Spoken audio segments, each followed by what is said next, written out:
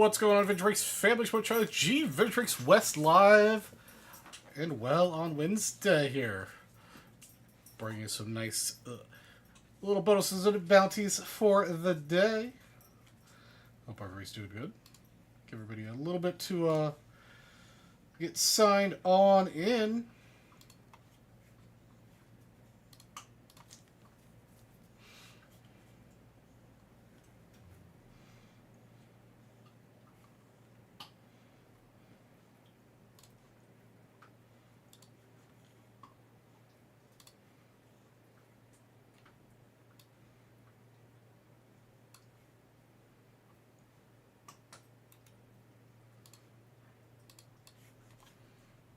What's up, Mr. Brown? How is it going today?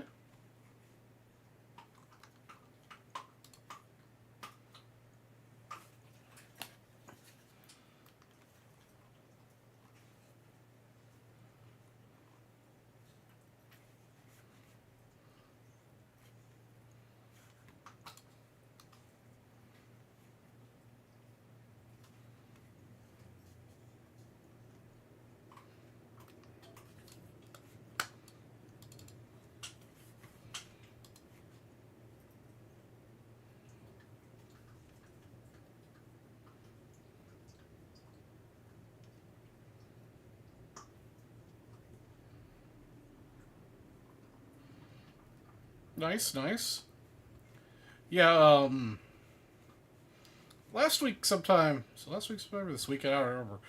At some point in the not so distant future, definitely after last show, um, we had some thunder and lightning here, and man, it made me really want to travel someplace so I could just lay in bed and sleep and nap all day and listen to thunder and lightning and like good rainfall. Because it's something we don't get any here. It's something I really miss about living in Georgia. It was like all day long thunder and lightning storm type stuff.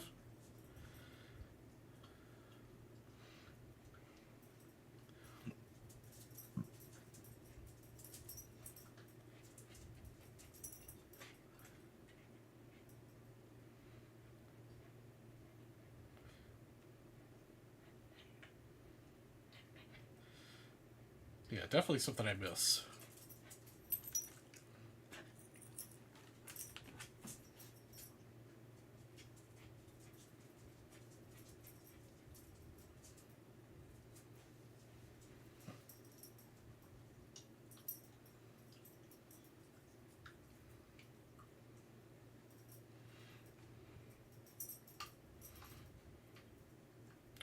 I got about a half inch. We're going to badly need around here. Yeah, we definitely need some here too.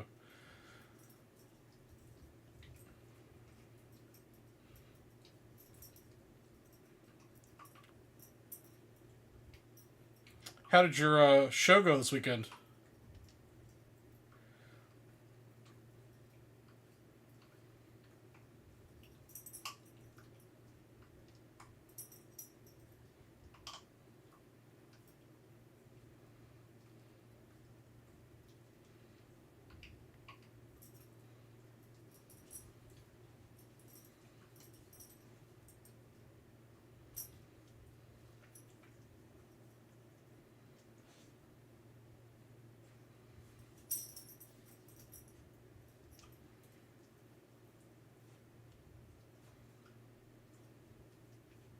Hey, what's up, Mr. Kamikaze? How are you doing tonight?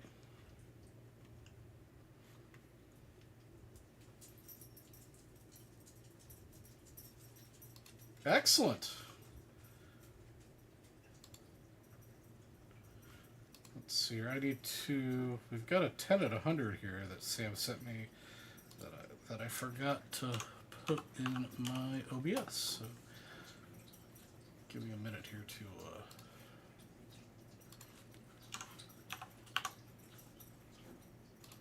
Give me a moment or three to get this on the screen.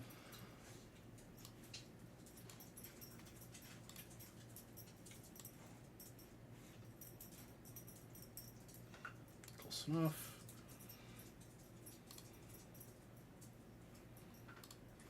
Okay, that should be good. Where'd my mouse go? There we go. We want to add a picture here.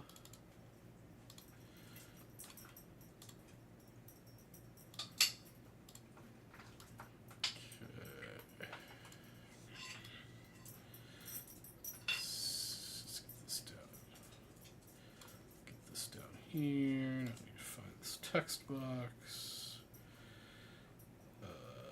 It's not the text box I'm looking for. Image. Here we go. This is the 10 at 100.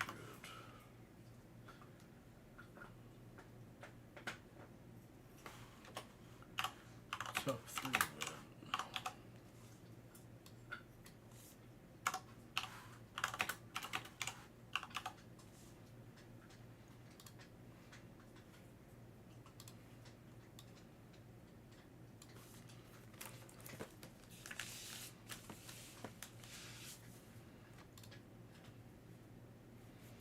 Okay. Yeah, let's see here. I've got to switch accounts here real quick and get the spreadsheet up.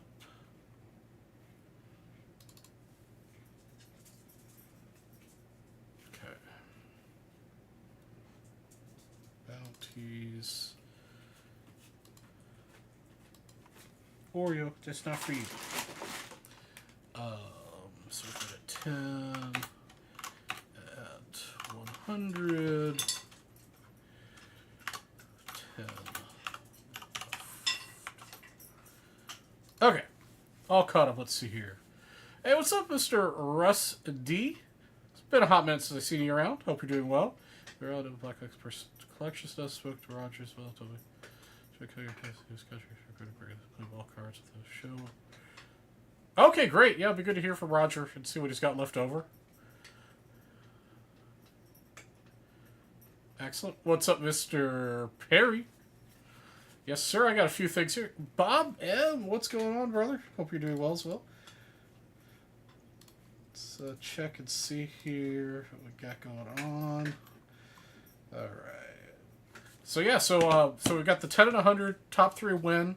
Cards are shown at the bottom. Hoyt Wilhelm is spot number 1. Rocky Calvito's 2. Brooks is 3. We also have got the $150 instant briefcases. For those of you who are checked in on the North, they're pretty nice. The lower end, you get a ungraded vintage card, Star Hall of Famer.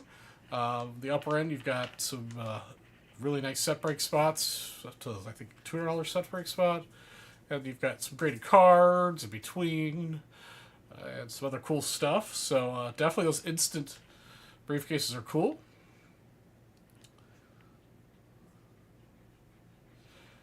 And then I've got a Secret Spy special here tonight on the West that works well in conjunction with the instant briefcases. Is if you get a 2018 Topps Chrome Sapphire spot, you also get a 1971 Topps Baseball set break spot. So you get an instant briefcase and that set break spot. It's a little extra bonus. So trying to get that Sapphire box closed. I think there's 50 or 60 spots left in that. And then product-wise tonight, I do still have the Civil War news. If we can get momentum on that, I'll bounty up again. But I'm not going to go through the brain damage of bountying it up until we get something rolling on that. I've got 2025 Chrome blaster boxes, 2025 Chrome the Megas, which I think seem to be hitting better than the blasters. You know, each their own. Selection of 80s, 90s baseball. We do have some 82, 83 football, 89 basketball, and then for some reason I've got some of the Donruss baseball here. Then I've got they sent me another one of these rack packs of football. Hopefully it's better than the one we had last week because we don't want to talk about that. And then I do have one of the last finest boxes that VB Vintage Breaks has. 2025 finest 2 chrome autos per box. We are cheaper than Blowout and some of the other guys out there. Plus, you'll be able to get some instant briefcases and other things as well with that. And I would love to open it because this will. I didn't get any for me personally, so this will be my one and only opportunity to open a box. But they're beautiful cards, and they've definitely been hitting really well. I appreciate that, Chris. Thank you. Oh, and then also we've got I want to say 5 spots left in our Fantasy Football League. So if you want to get into the Fantasy Football League, it's got to fill up here in the next couple days. Please email Sam. The buy-in is $150 graded card. It could be 1 card, 2 cards, or 3 cards. Send in what you're putting up, and then we'll get this taken care of. Sam and I are combining to get a team. My contribution to our team is this beautiful 52 Duke Snyder PSA 2. It's about maybe a $100 card. I don't know what Sam's going to contribute, but that's at least so you could possibly, if you could beat me in fantasy football, of course. This maybe go home to you. Yeah, I think that's everything we've got going on, guys. I would love to get some packs ripped, give away some of those instant briefcases, and definitely would be nice to get some of these sapphire spots sold. Pick up a nice little 71 set break spot, a briefcase, and a sapphire spot for $150. Hey, what's up, Mr. Mariachi? How are you doing tonight? And Jeff Spellman, welcome back to Vintage Breaks. I hope you had a wonderful time in Michigan. Kick back and relax with friends and family. Will do, Chris. Yeah, I did my big friends group draft that we do every year. We did this last Sunday. I think, in talking to the guys in chat, this year we're did it via the Zoom call, and based on how much griping the other guys were giving me about picking players, things that they wanted and etc. And I was usually picking, top 5. I don't even think I picked any lower than that. Like top 5, according to the, we do through Yahoo, and Yahoo tells you, well, this should be the next one picked. So I usually picked within the top 5 of that. So I think I did pretty good.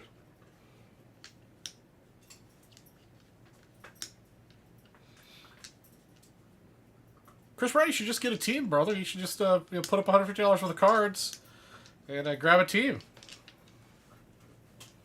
Good friendly fun. I hope a couple. I haven't looked at the list for who's in it, but I think there's a couple of VB Westers in it. Would love to see more. No problem, Jeff. I know that if I were to lose my phone someplace, especially on vacation, I would be losing my shit. Because I'm not entirely sure. I'm not sure what I would do without it.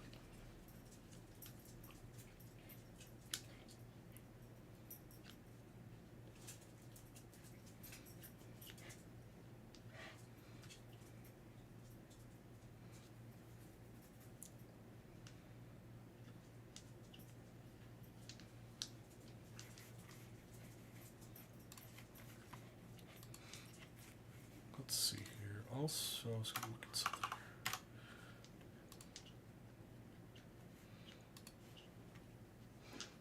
All right. Also, guys, of note, the cello packs are $125 a piece.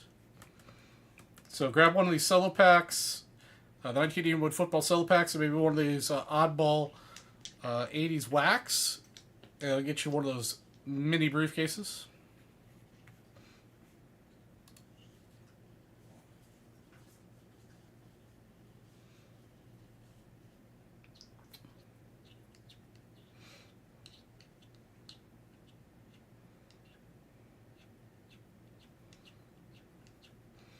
Yeah, lots of cool stuff happening tonight.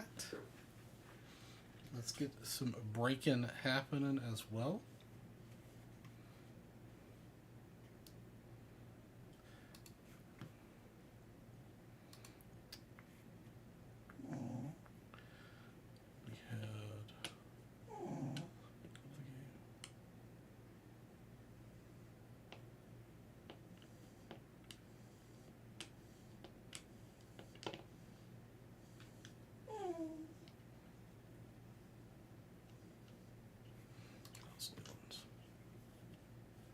Give me a second here, guys.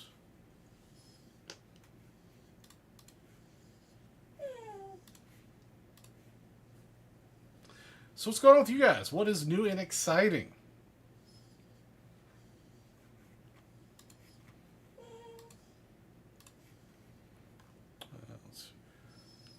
Yeah, Finest is $385. I think that's $10 or $15 less than Blowout's got it for. Definitely a really awesome product that'll get you two.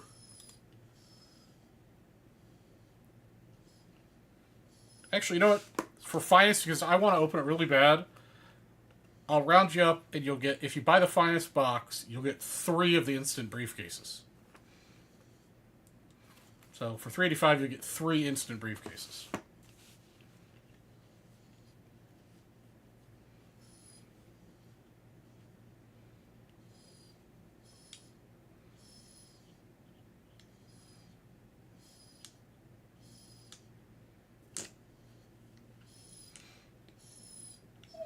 Oh, Jeff, thanks for the score update.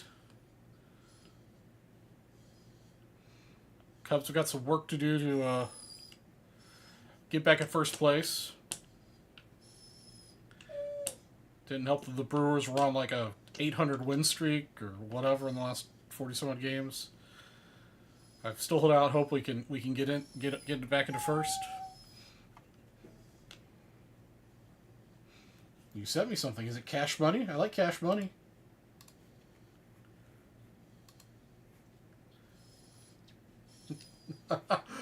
Got me in an awkward moment there. Share that with the group here. Give me a second. So, all right, guys. So that was Mr. Spellman and I having a little lunch at lunch or dinner, early dinner at Gibson's. Always awesome to hang out with you guys at Nationals. Yes, Oreo. If you were only a better doggy, I would take you to Nationals with me. I know, but I think you'd be like a crazy dog on the airplane. But I started working for an agency caregiving for my mom. I took training this past. Awesome, Bob. Great, you're able to do that for her. Used about 2 near sets of Parkhurst. Very nice, Maniac. Man, you always are getting cool hockey sets. I assume you're gonna do the same thing. You're gonna grade some and then flip the rest. Oh, grade some and flip all of them.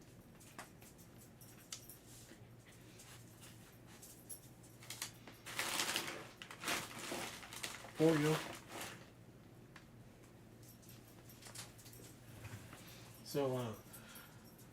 So Oreo's over here crying like he's being abused, but I just want to let you know that.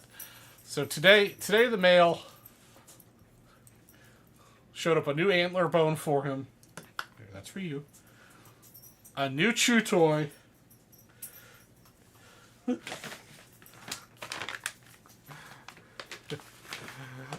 these two bags of treats. These full moon treats he seems to really love.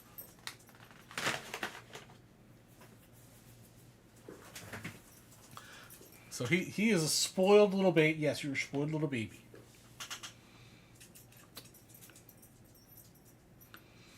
Yeah, he's a spoiled little baby. But he deserves it. He's a good boy. Alright guys, what are we going to break first? Come on. You got 3 cases, or 3 of the instant open briefcases on this. You're almost at an instant case with one of the 81 cellos. So you can get one of the other miscellaneous packs, you'll get an instant case. Yeah, we aren't usually bounding the Sapphire. So good combination there with the instant briefcases and getting a 71 baseball spot.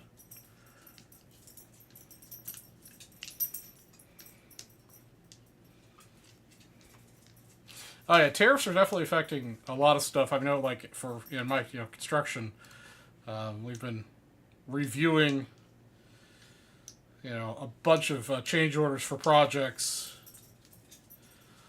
regarding tariff price increases related to tariffs, which are always excluded from contracts. Owners aren't happy.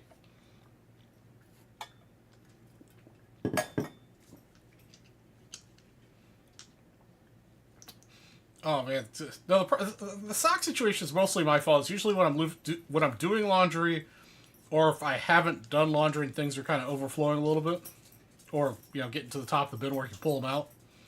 He'll start pulling them out.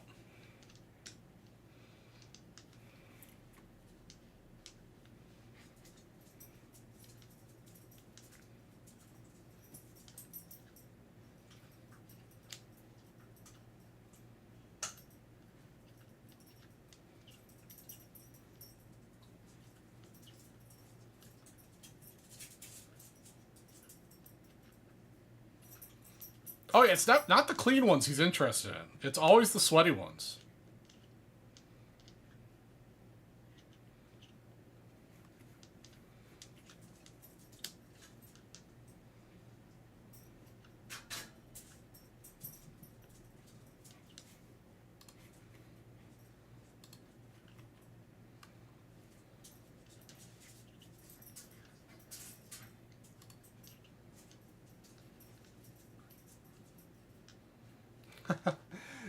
He lets me know when he wants up on the desk.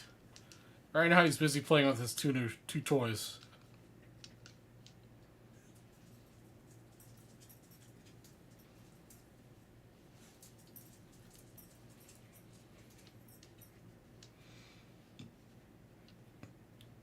Oh yeah, I'm sure. I mean, I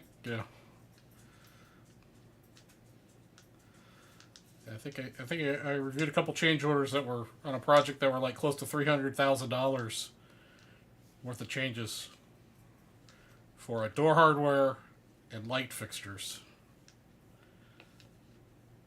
based on the new tariff pricing.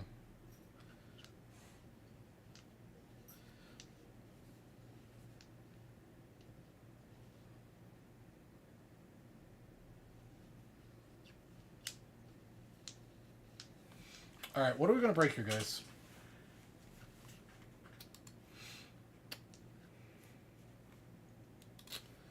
So in other news, we had the Leland's auction ended. So I was watching a couple things. Of course, given the how excellent Nationals was for me. Oh, you can see the price. Okay. My budget was kind of killed, so I wasn't bidding on much. But I think the person who got this 49 satchel, it's a card I do not have that I would like to get. I got a pretty decent deal. A little bit of paper loss down here, but overall image is nice, well centered. The edgings are pretty nice, pretty rough, but for $3,700 with the juice, I think that was a pretty decent price. I would like to get a Burke Ross mantle. A 3 for $3,300, I think was a pretty decent price. Same with the 52 Bowman mantle. I think that might have been a little steep, personally. A PSA 6 Aaron's definitely on my list for cards I would like to get to here soon. But 10 Gs with the juice is, I think, a little much.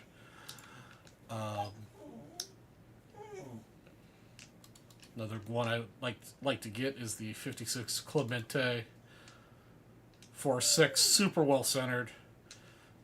It must have a surface wrinkle someplace, but I think this is a good one for the price. Some other miscellaneous photos. Kiki Cutler signed photo. I just didn't think a little 3x5 was worth that much, even though Kiki's a Hall of Famer. It's not exactly a great picture, so I passed on that for $700. A couple of miscellaneous things. This is cool. The Jackie Robinson minor league debut ticket stub went for, well, what the juice was $32,000. Jackie Robinson debut in minor league. That's pretty awesome. Some other ticket stubs. I did end up winning this card, this Type 1 photo. Really great look at Evers' photograph. I'm waiting to when I get it, but I'm pretty sure I actually have this picture, but it's a cropped, zoomed-in image of just him. It's much more faded of an image, so I'm interested to see once I get it, because it's... I've got the one over here. I'm pretty sure it's the same picture. So, from the same negative, just this is a much better image. And then this was cool. This is a similar thing to well, you guys can kind of see it behind me here. My yard picture of the Cubbies. But I didn't bid as heavily on this one, and I don't think everybody else did too, because it's got a lot of water damage. It looks like it's in the original frame from 1906. It's got all the real photos of all the 1906 Cubs. And a really great image of the ballpark. But I stopped bidding on that. But that Leland's auction, this ended this last weekend. Did anybody have any luck at any of the auctions over the weekend?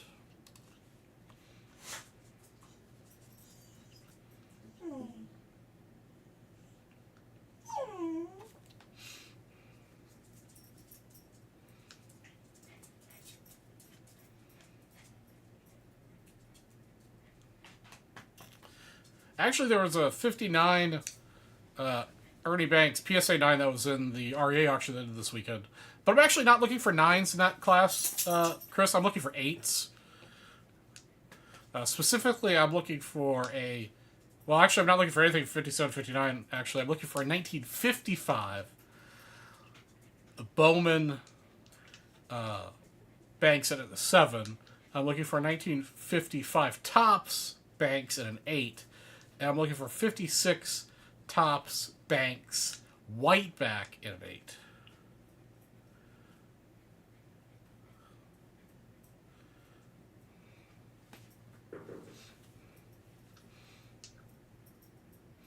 Yeah, we'll talk about the RE auction probably later today or next week, depending on how the chat goes. But yeah, a lot of good stuff in the RE auction. A lot of PSA 9 banks actually were in that auction.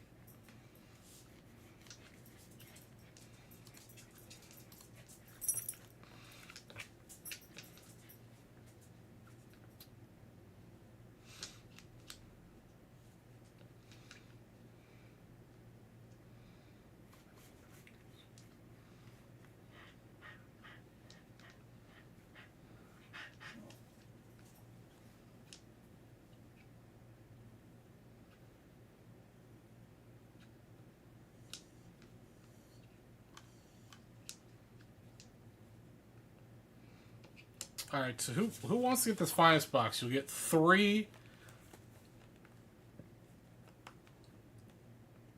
of the instant open briefcases.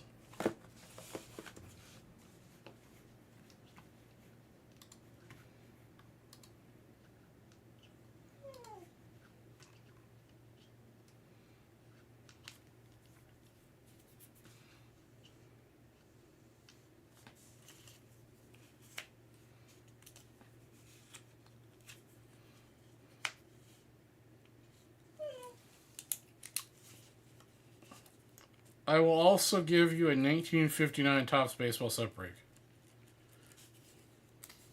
59 Topps Baseball set break spot. You'll get those 3 instant opens. And we'll be off to a great start. You also get, I'll round you up to 4 spots in the 10 on 100 bounty, or 10 on 100 bonus as well.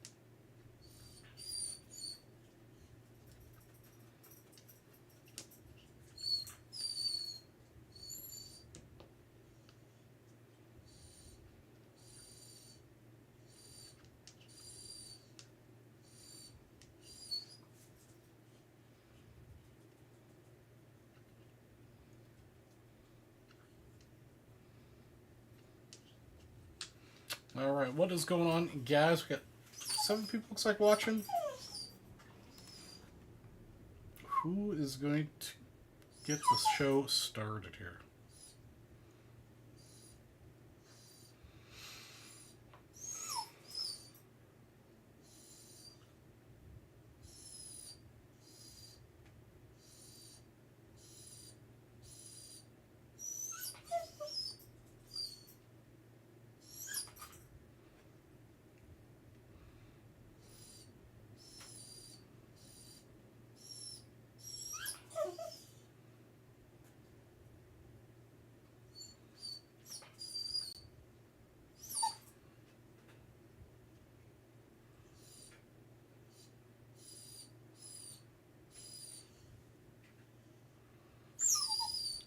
What is it, baby? You already had your post-dinner snack. And you still have kibble. And you have 2 new toys. I know. Do you want up here? Do you want to say hi to Jeff?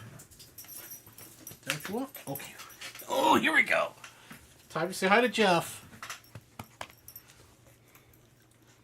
Say hi to Mr. Jeff. Bennett Page coming in. Bennett Page is going to open the finest box with us. Bennett, hope you're doing awesome. We'll let Oreo sniff out the packages here real quick. Say hi to Mr. Spellman. And then we'll get Bennett's box opened.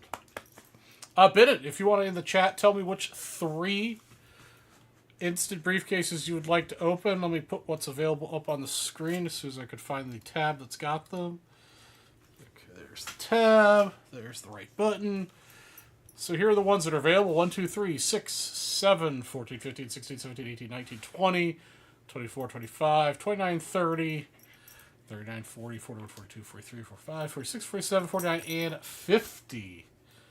If I don't hear from you here in a minute or two, I will pick for you. Yeah, you're such a good boy. You're such a good boy. Jeff Spellman missed you. 6, 7, and 29. All right, Bennett. I'm doing great, Bennett. Just staying busy, loving on Oreo, and hanging out. All right, Oreo. Daddy has to break this box of finest for Bennett. Can we do that? Will that be okay? Is that acceptable? Is that acceptable? All right, come on. Okay.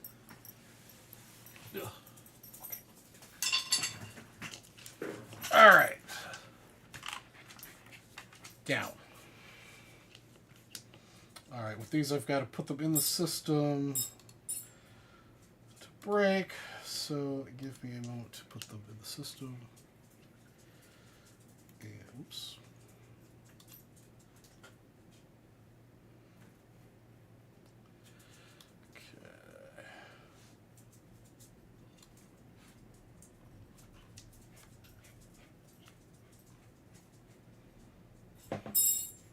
Bennett Page. Case number 6.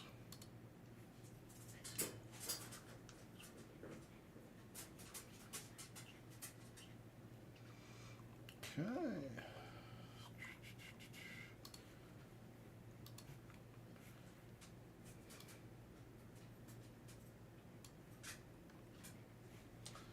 Bennett Page, case number 7.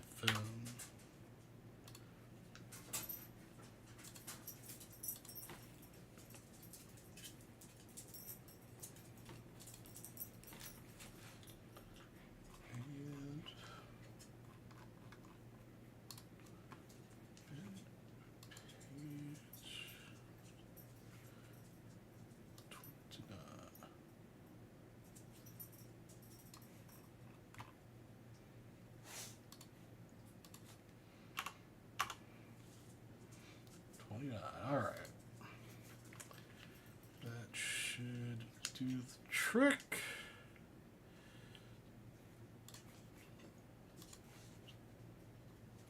Six, 7, and 29. All right. Let's get these cases opened. All right. Good luck, Bennett. Case number 6. Here we go. All right, starting off strong with the blue.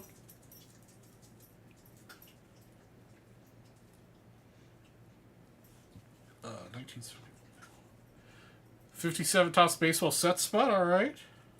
That's a nice, strong start. Case number 7. Oh, wasn't even paying attention. White, okay. White. Mystery vintage card in BAM spot. Okay. BAM. Okay, and 29. All right, let's see a red or gold. Red or gold, red or gold. Let's go. Hey, red. Here we go. So at least our second red we've opened. What do we got inside? 1986 Fleer basketball set break spot. That's a big one. I think it's a $200 set break spot. Awesome. Good job, Bennett. The bonus case paid off. We gotta get these entered into an order for you.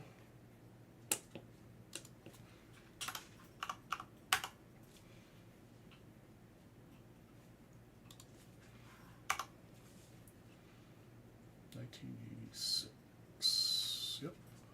$195 set break spot. Nicely done. Okay, the 1959 spot for closing out. The finest.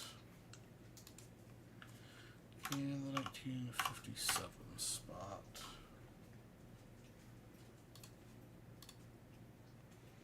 Yeah.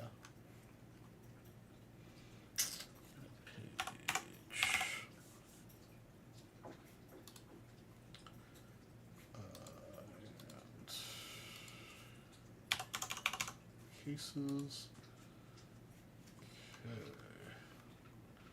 Collect your money. Mark is paid. Create order. Okay, that is done. And let me make a note for the North to make sure they get you.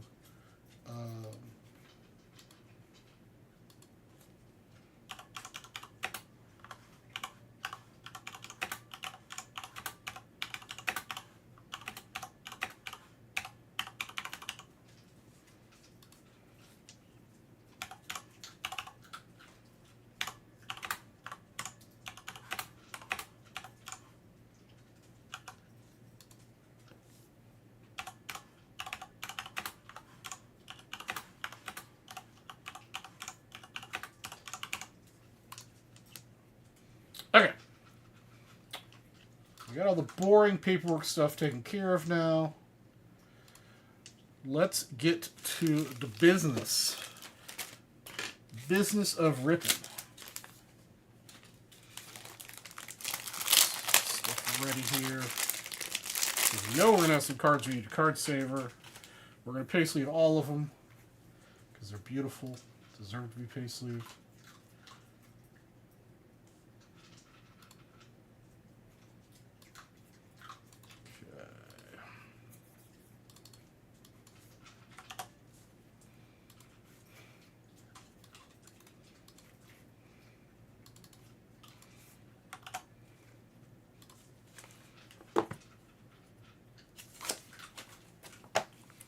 Okay. Paperwork is over. It is ripping time. It is ripping time. All right. Good luck, Mr. Bennett Page. Like I said before, this is the only box the North sent me. I think we're out of it. I think Gilmore might have one box left. I'm not sure if we're going to get any more. If we do get more, I'm sure it'll be at a higher price point.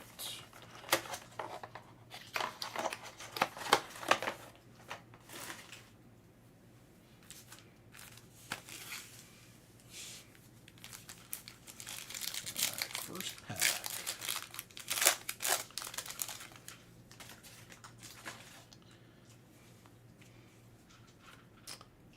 Alright, start out with Mr. Adele Amador. The base common, right? Yeah. Yep, that's the common appearance. Richard Fitz.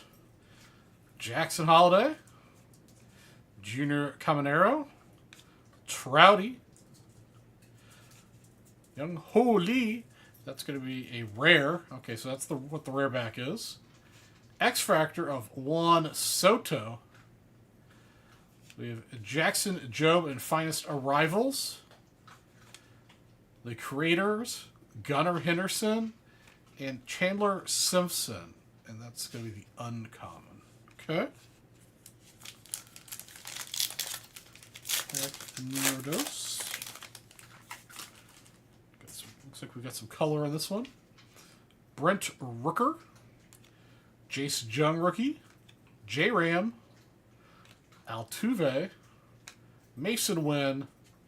Our first numbered card is going to be an auto of Gordon Gresfo to 125 for the Cardinals. It is a pitcher. First of 2 autos. These are just gorgeous cards. Finest is always a beautiful product. Gordon Gresfo. I'm sure I'm mispronouncing that.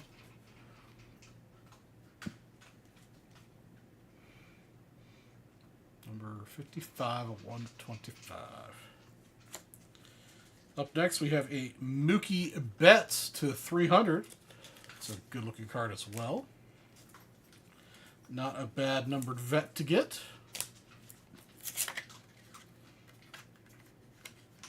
But we could do better. I want to see something like numbered to 25 or less. Dylan Cruz debut. It's a cool insert. I like that. Oh, there we go. We got the Jackie Robinson Finest Times insert set. Cool insert set. Love Jackie, obviously. Corey Seager.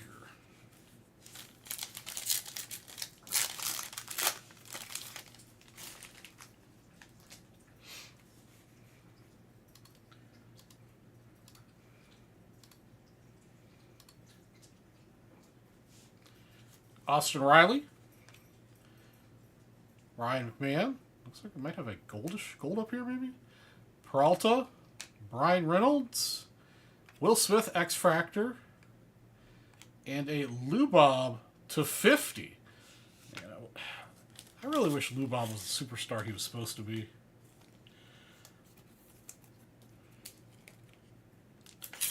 Really wish.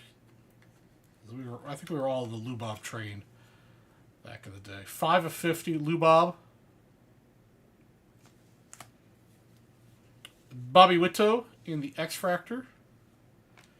Oh, Reese Hines numbered debut. 125, that's not too bad.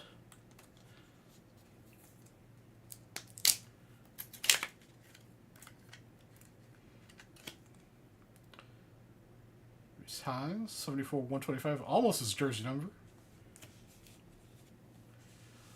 Austin Riley and Juan Soto in the uncommon back. All right, halfway through. Come on, we need a banger of an auto. Jace Jung, Dolander, Beat Crow Armstrong, Suganu, Tatis, Kershaw, Logan Webb to 325. Come on, let's get a nice low-numbered rookie. Low-numbered rookie. Low-numbered rookie. Are these? Well, we got 2 of the finest timelines, Jackie. The same card. That was the same exact card, right? Card number 18 and... yeah, same card. Number 18. He saw him Kim, Arrivals, and Bobby Witt. Pack number 5. Ellie. Gunna. Acuna. Burns. Quan. How about that? That's a cool one. David Justice.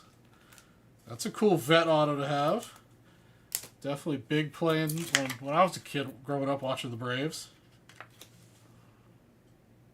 David Justice on-card auto. Very cool.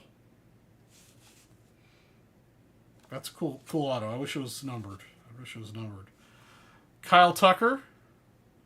Corey Seager. Campbell. Rookie debut. And Tucker.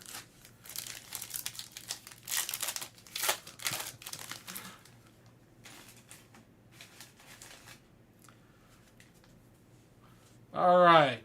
Old man. Yeah, it was in Moneyball. He was Old Man Justice, if I remember right. Machado. Martinez. Vladdy. Mackenzie Gore. All right. Mackenzie Gore to 99.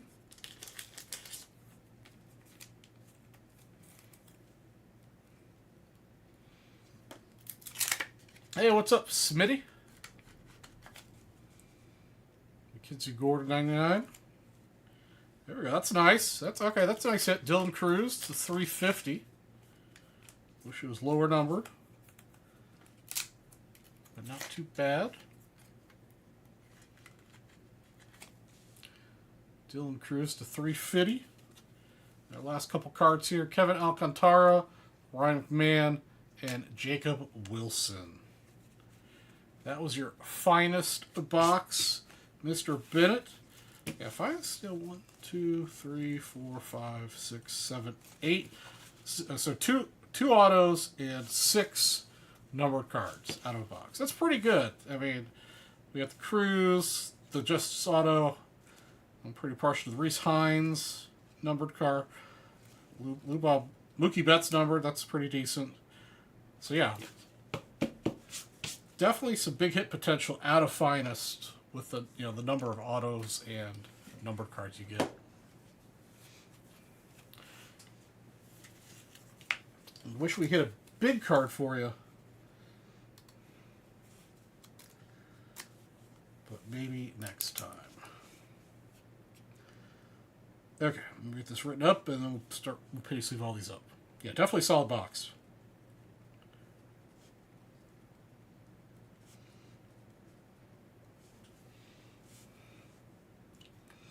$235.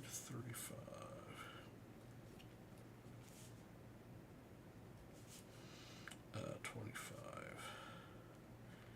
Finest.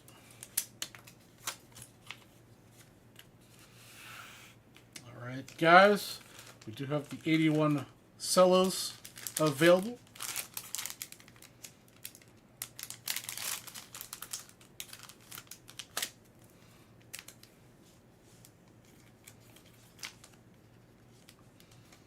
We do also have the U.S. Top Secret Special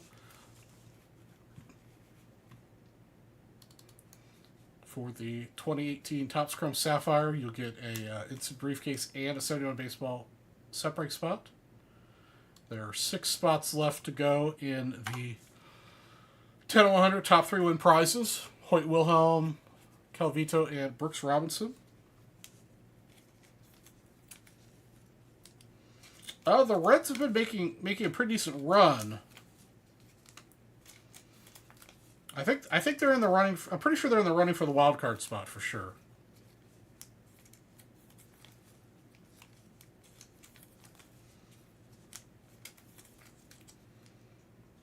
Yeah, there goes Smitty knows. Yeah, I was pretty sure they were in the running for the wild card.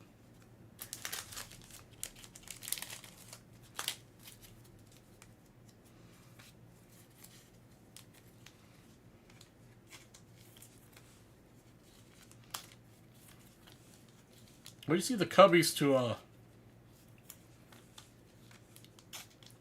perform and get it? Yeah, except for they play us, then they lose, hopefully. Jeff, what's the score of the Cubs game? Being a terrible Cubs fan and not watching.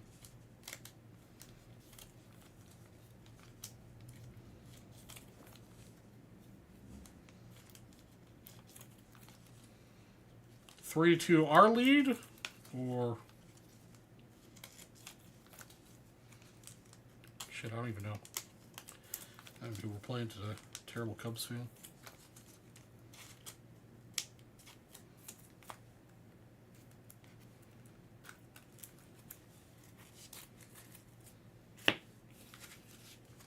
The Cubs, okay.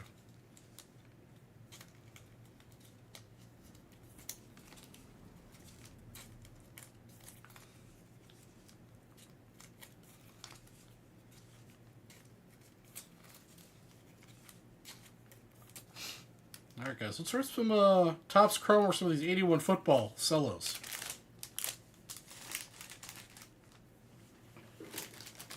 Get some more of these mini briefcases open.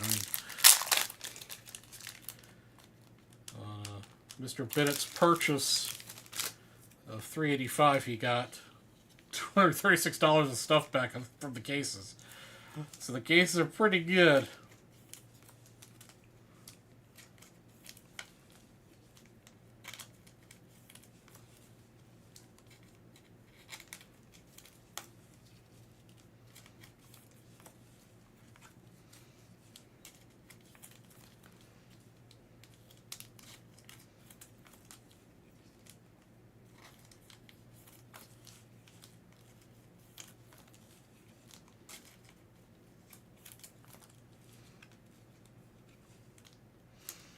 Did anyone here in chat have any luck at any of the auctions that did over the weekend? We had I know Golden auction ended like Thursday.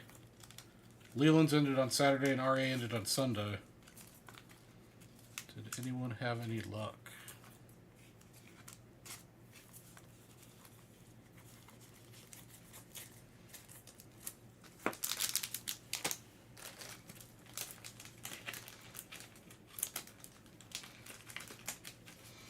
Yeah, Brian, if you don't want to share your phone number, Jeff can send it to me and I can just share it here on the screen as well.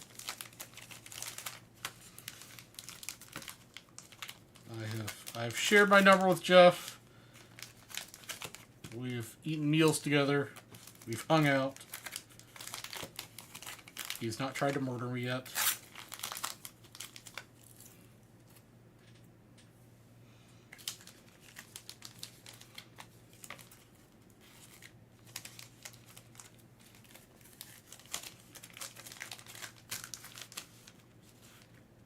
I will vouch for the man.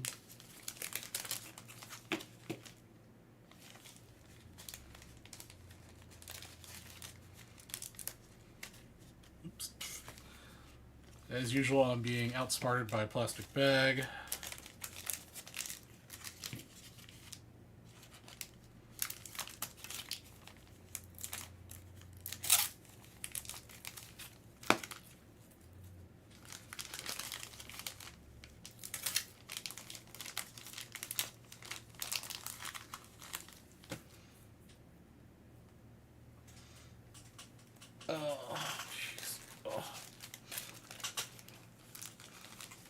All right.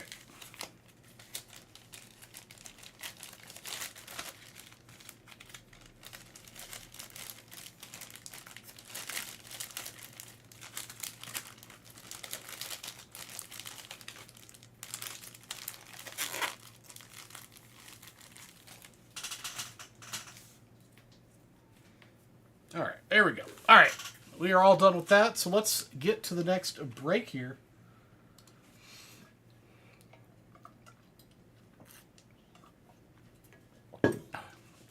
Yeah, Kamikaze, that's probably what he's doing. That is probably what he's doing.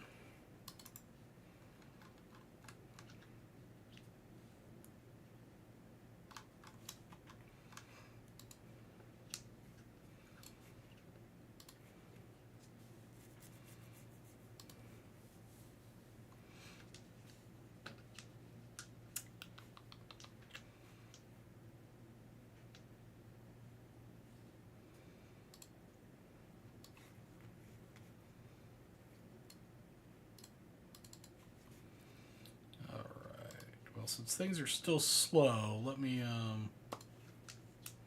let's talk about the RA auction then. Let me get to this. I had a massive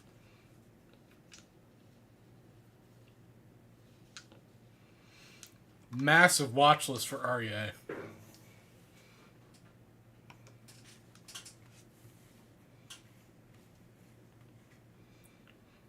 Some really cool stuff. This I thought was super cool. It was, 1887 before the Cubs, but it had Cap Anson and John Clarkson in it. Cabinet photo of the team, 1887. Sold for $8,400. A little rich for my blood for what it was. Actually, a little rich for my blood in general right now. I was watching a lot of these Cap Ansons. This is definitely a card. I'll just pick this one. Definitely a card that I would love to have in the collection.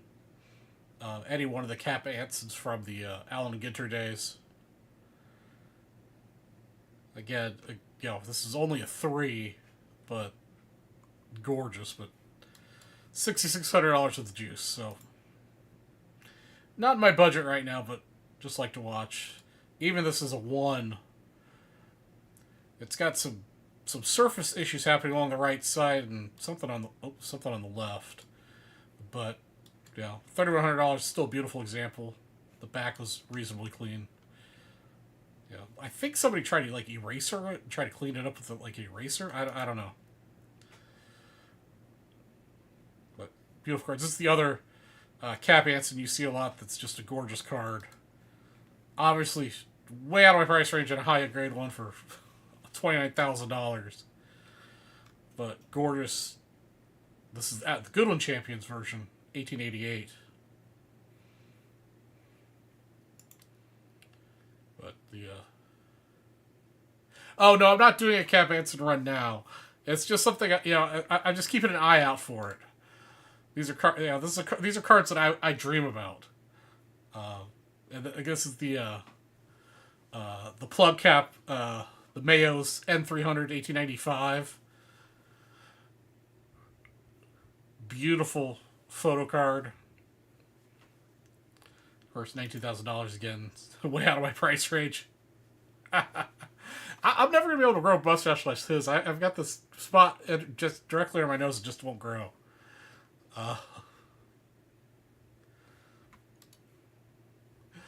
This is a cool Cubs team card. 1906. Went for almost $500 with the juice. If I hadn't done so well at the Nationals, I would have probably bid on this a little bit more. You can see on a lot of these the outbid. So I was bidding on some of these. This was cool, because you guys know that I've got the Fatima run here. A pack of Fatima cigarettes,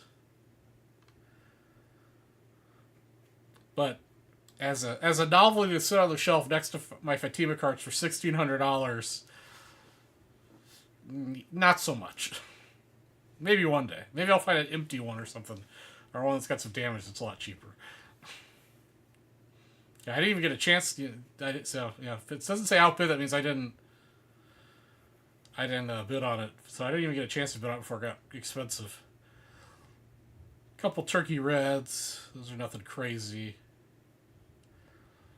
Couple oddball things. So another card that's on the bucket list. I think for a 2, this was a great price for for this 2. It looks incredibly good. Mostly knocked down because of that right there.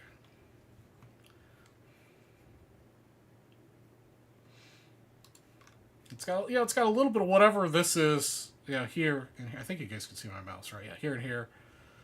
I'm not sure if it shows up on your end, but there's a little bit of something going on in the card, but otherwise, super color.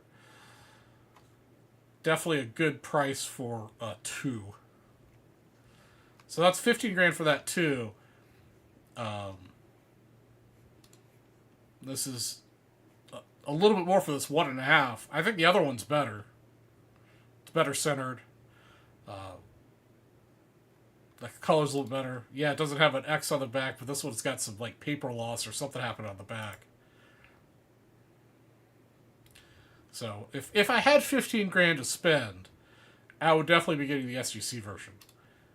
This is probably more realistic for my price range, even when I get to the point of buying one, $6 grand, $6,300.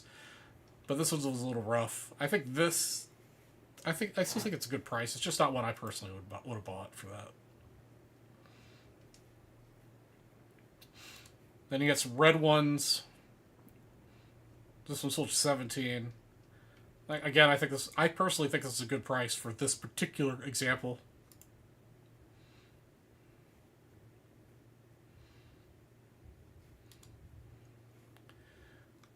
This is a 4. It sold for 17, but you've got paper loss right on the face. So I think that's why the 3 sold for just as much as the 4. And also, the 3's got better red. So if I had 17,000 to spend, I would get the 3 over the 4 in this case. And then the green back. This is a pretty rough one example with this between the really bad centering, the really bad registration, and this giant crease through it. But, I mean, that's about as affordable as you can get for these 33 Ruths. For one that's not totally beat to heck, so. And then I was bidding on a bunch of exhibit slots, but they all ended up going a little high.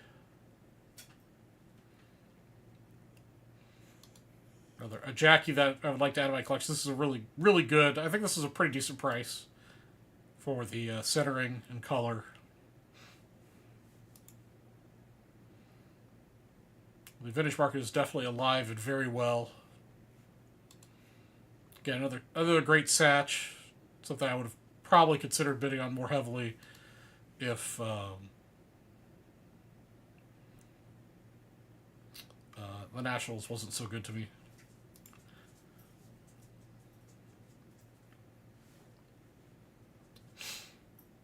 And some other miscellaneous stuff. This is gorgeous. This is way out of my price range, 30 G's. But a beautiful 52 and a 6. It would have probably been a 7 or 8 if it wasn't for this fisheye right above his head.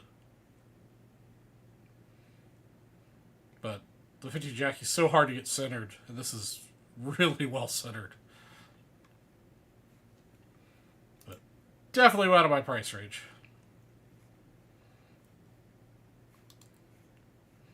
The Jackie I would like to upgrade in my set, because right now the one that I have is actually a 4, and I would like to get to a 6 or 7. I think this one went a little, well, it's probably right where it should be, I guess. But definitely way out of my price range. Yeah, some miscellaneous Mantles and Mays. Some good-looking 54s.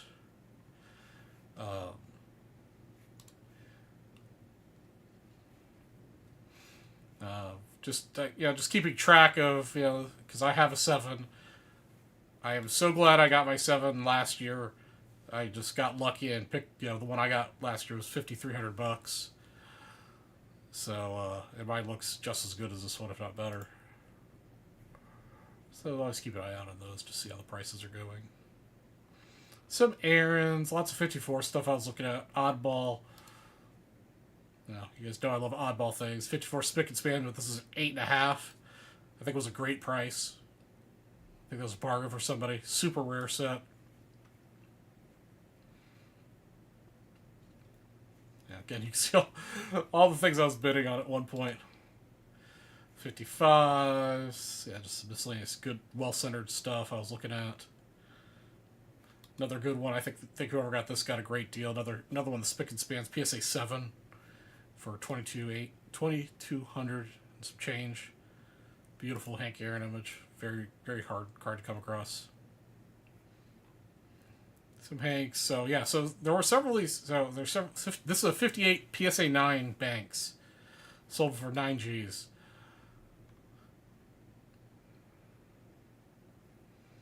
All right, Mr. Perry. Finish go through the RA auction. We'll get whatever. I assume that means you opened some 81s or got some 81s. So yeah, some other oddball stuff. Some A's. I mean, yeah, I was I think at one point in this auction, I was maxed out on my credit limit. And I think I've got $30,000 of credit limit on this. Not that I could afford to buy all that, but I was just bidding on so much stuff. So yeah, some great PSA 9 examples. So I was bidding heavily on these guys here. PSA 9 65 banks. I think that was a pretty decent price. Again, I would have probably bid more if Nationals wasn't so good. 66 banks for $4,000. PSA 9. Mr. Perry. And then the this one would have been funny if I had bought it, because I have an 8, and then I bought an 8.5 at Nationals, and then I would have the 9, so I would have the 8, 8.5, and 9. I mean, I'd sell the 8, 8.5, but that would still go. But again, for $800, National. If I hadn't just bought the 8.5, I would have probably bid harder on that, because I think $1,800 was a bargain.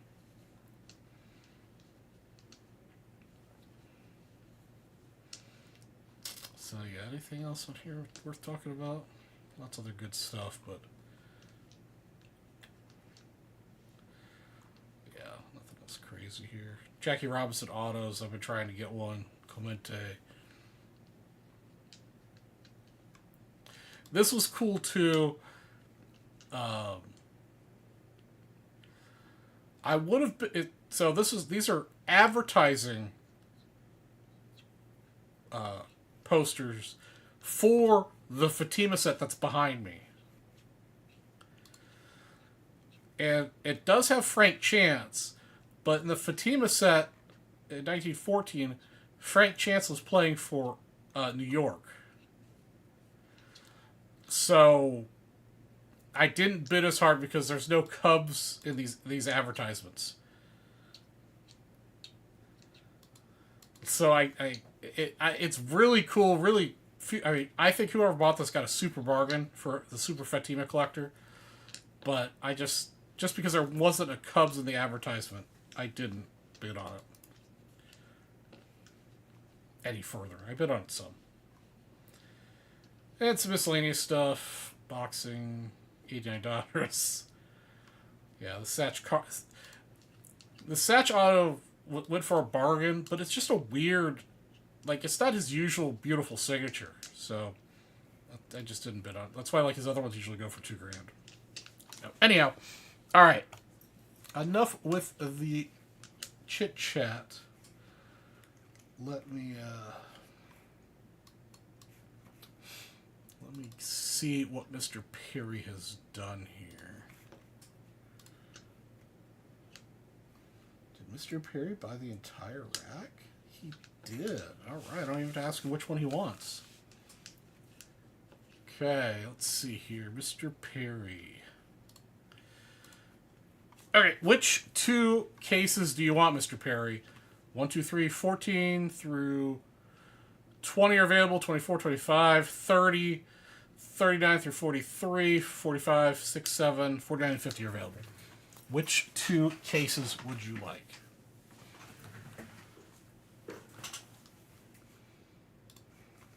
Three and 14. Okay.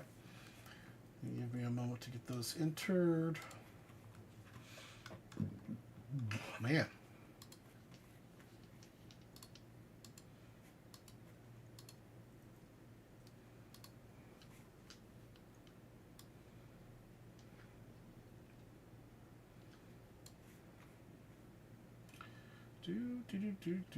How are things out in beautiful Chicagoland?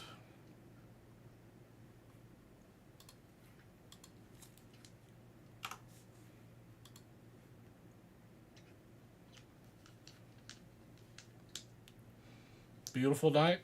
Awesome.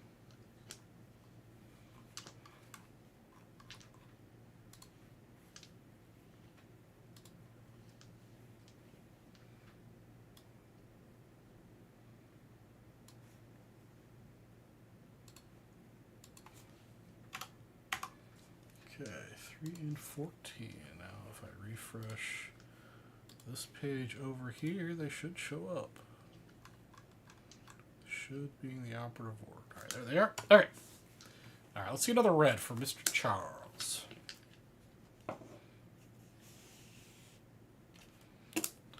starting off the white.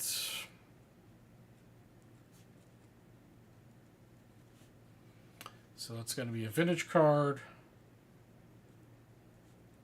and a BAM. Okay. Come on, Ernie Banks. Let's see, gold or red? Gold or red? Okay, a blue. Nice. What are the blue prize? What is the blue prize?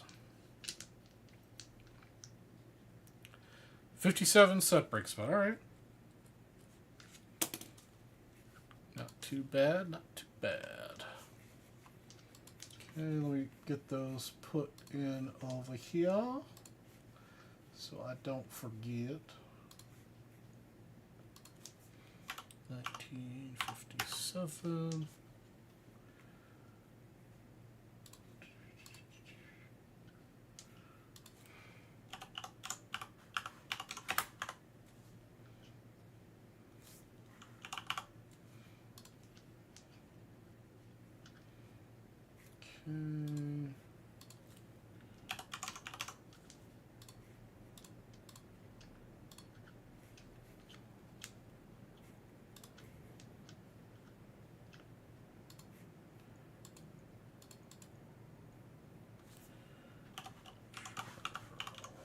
Perry.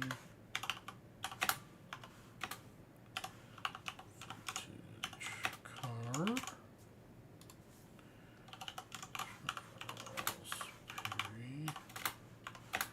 Bam.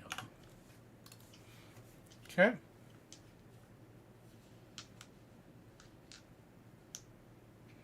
Oh, that's right. Yeah, you did get the Andrew Jones earlier. Okay. Now that we've got the paperwork caught up, it also means what's that? We've got 3 spots left in the 10 and 100, guys.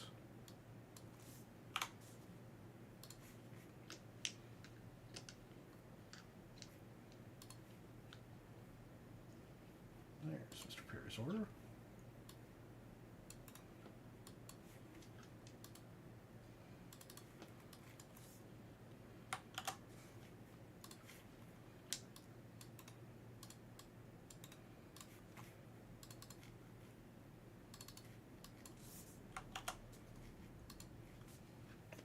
Okay. Here we go.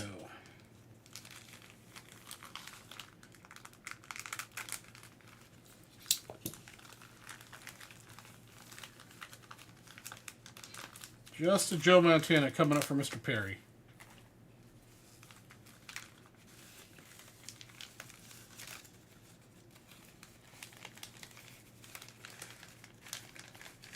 Come on. Come on.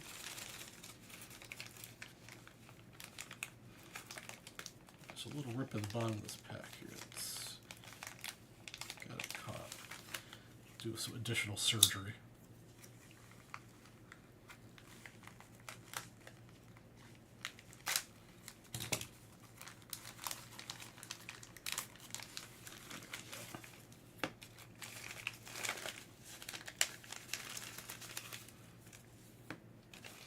Okay.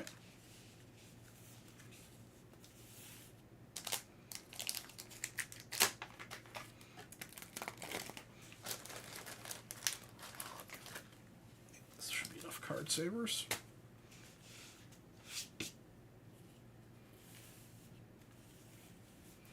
All right. We got Mr. Fred Dean on the top.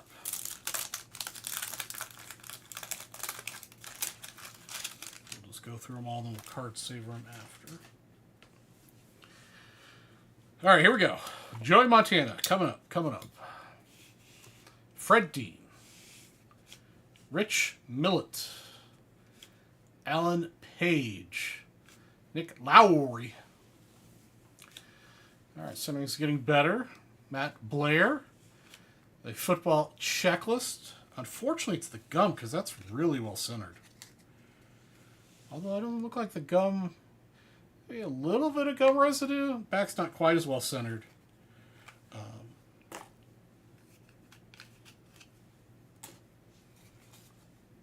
but definitely a nice checklist.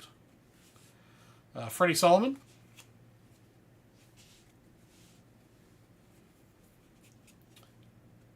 Baker and Johnson. Mike Thomas. Centering went to shit again. Ivory, Lofton, Gray, and Butler. Gord Jones. Muncy, Edwards, Johnson, and Jefferson to round out the first pack.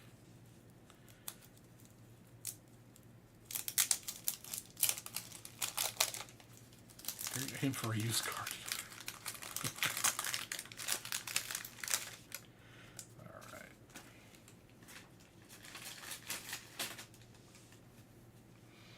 Glasgow. Egan. Heater. Freeman. Jenkins. Nathan. We got our pair of gum cards here. Tony Nathan. Yeah, Gum's not doing too bad of a job on the cards in this rack. Holloway. Murray and Smith. AFC Championship. Raiders 34. Chargers 27. Brazil. There goes a little Art Monk action. Art Monk, Bacon, Parrish, and Jackson. And Burgee. All right. We're going to need some positive thoughts from you guys. We need to will in a nice hit here.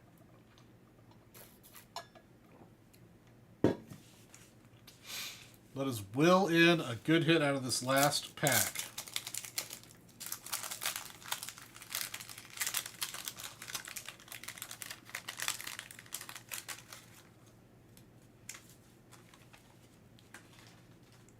Okay. So Joe Washington, we need Joe Montana. We got half the name. Jeff Nixon. Charlie Joyner. Harper, Durking, Hurdy, and Gasnew. Chester. Sipe. This is our first of 2 gum cards. Brian Sipe, Sippy. Oh, there's a Charlie Joyner. Wish he wasn't the gum card. You might be able to get that residue off. Yeah, you might be able to get that off. A little off center. Nice little Charlie Joyner. Sullivan. Leclerc. Burrow. Butler, Lofton, Ivory, and Gray. And our last card is Gordon Jones. So I think the Joyner might have been the hit of those 3 packs, guys. Mr. Perry, I would have loved nothing more than to pull you a Montana. But it was not in that pack. Feel free to write your complaints to Sam, who picked this pack to send to me. Or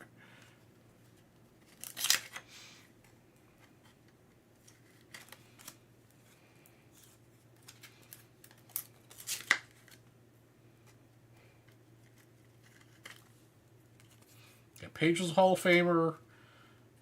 Is Solomon a Hall of Famer too?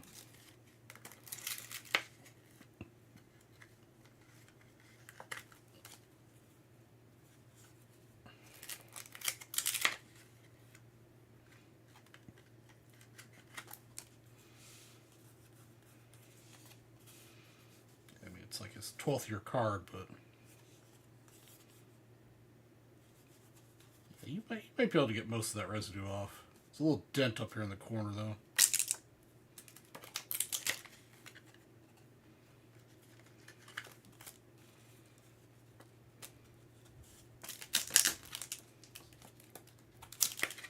I appreciate you taking the shot, though, Mr. Perry.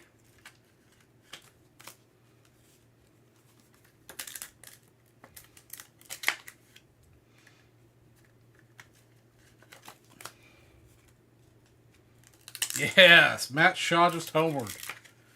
Awesome.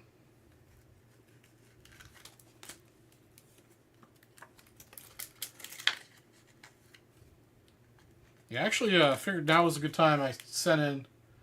I had been holding on to a Matt Shaw sticker auto to 50 for a while, so I think I'll put that up on eBay here pretty soon. Gotta dig it out somewhere around here.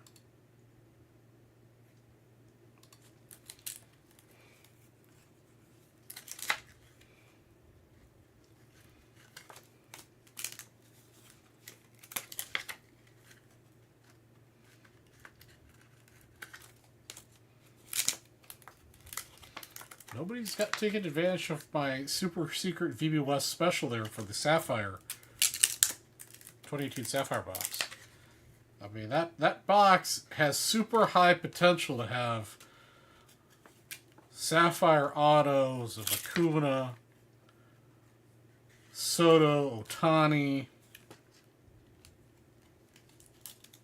I mean, the 2018 class was pretty awesome.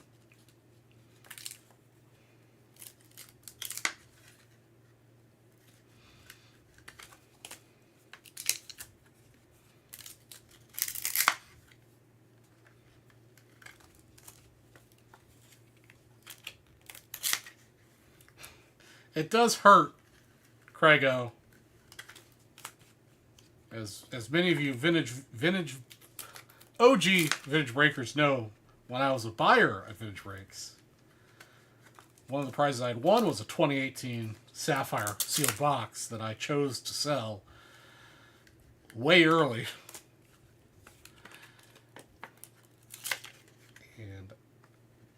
And not open it. And I also chose to sell an Ohtani auto low number Sapphire that I'd gotten from a break at Vintage Breaks way early. So it is painful. It's a painful product for me personally. But it also helped finance some of my awesome vintage stuff when I was just getting back into the hobby. So it's not all bad. Yes, I could have bought more nicer vintage if I'd sold it later.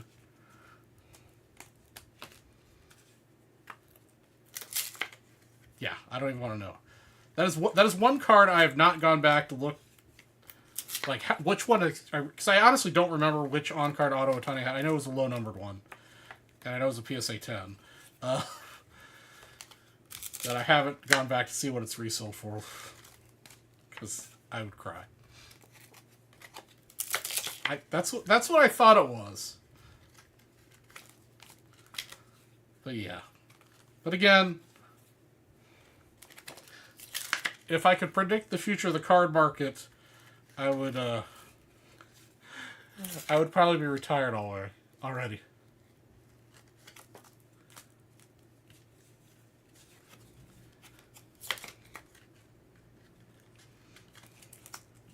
I think there should be some kind of punishment for guys that hit into double plays. Bench them for a day, stickify them with something. Well, I think I've mentioned this before on VB West in one of my rantings, that I think all sports players in general should every one of them be paid the same exact flat salary of the league minimum, which I think was $500,000 in MLB, or maybe or football. I forget which. They should be all paid the exact same flat salary, and there's again, every player in the MLB, regardless of what team you're on, gets paid the same salary, and there's also the same bonus sheet. So you get $500 for a single, $1,000 for a double, maybe $2,000 for a triple, and $5,000 for a home or whatever. Figure out what statistically would work out to get the guys paid. Same thing for catching a fly ball or throwing picking up a grounder and getting it to first base to get the out. For catching the out at first base, nothing subtractive. So there wouldn't be a punishment for hitting into a double play per se, but you would be encouraged to do well.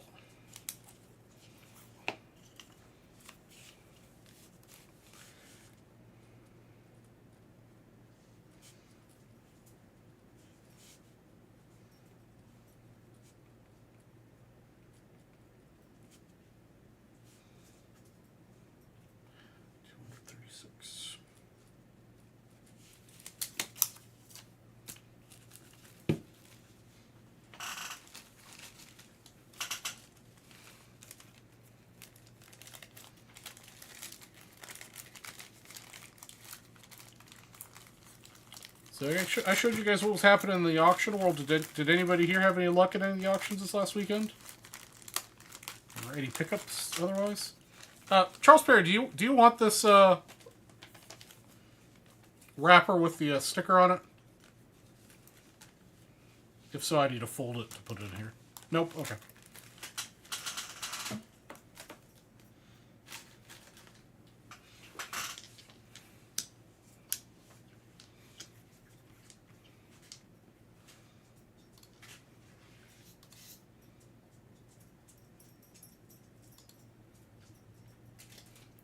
What is up, Mr. Melcher?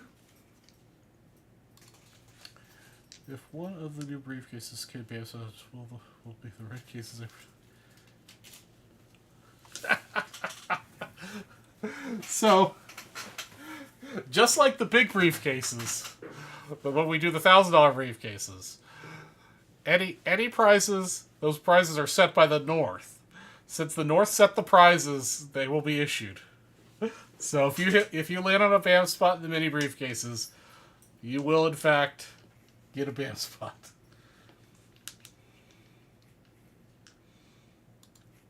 That is an excellent question, Mr. Velch. Because you guys know that I do not issue BAM spots. I just don't offer them as a prize on my show.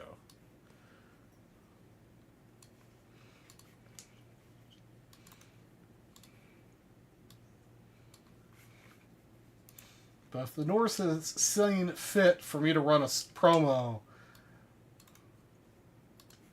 on my show, I will begrudgingly honor them.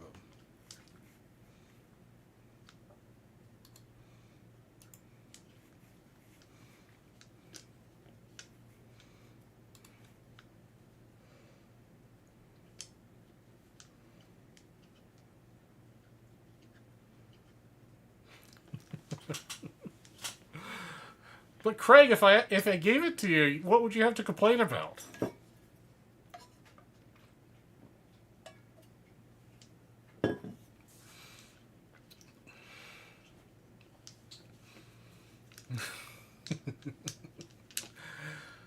$100 million BAM spots. That's probably more than the net worth of the Canada. You'll always find something. That I don't doubt.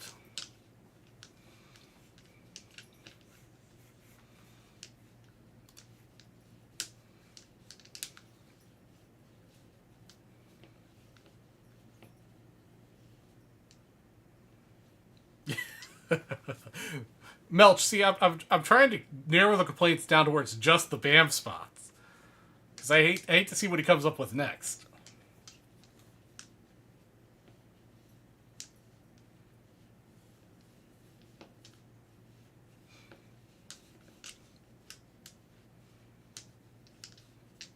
Oh, that's right. Yeah. Is that hurricane gonna hit anybody we know? I know we've got some Florida people that it might affect a little bit, but at least last time I was paying any attention to it was going to hit, like, Louisiana?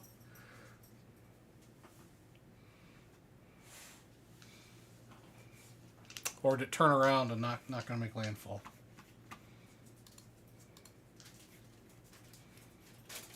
Let's see here. What you doing? I see you there with that wrapper. You have this brand new deer antler to chew on.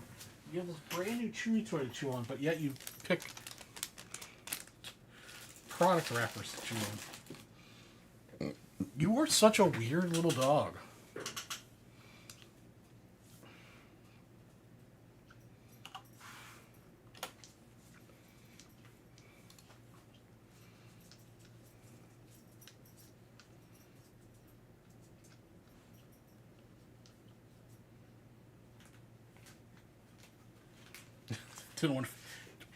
Oreo, that is also not for you.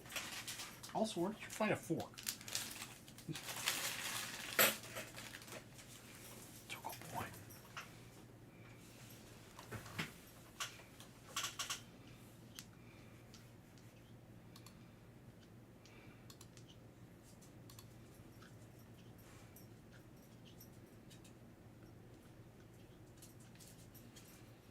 4-3 Cubs. All right, well, as long as the Cubs stay ahead. So there's 2 outs to go.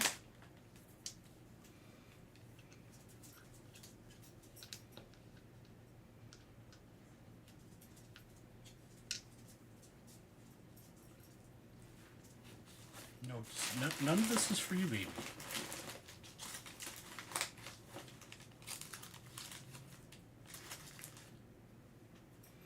This is not for you.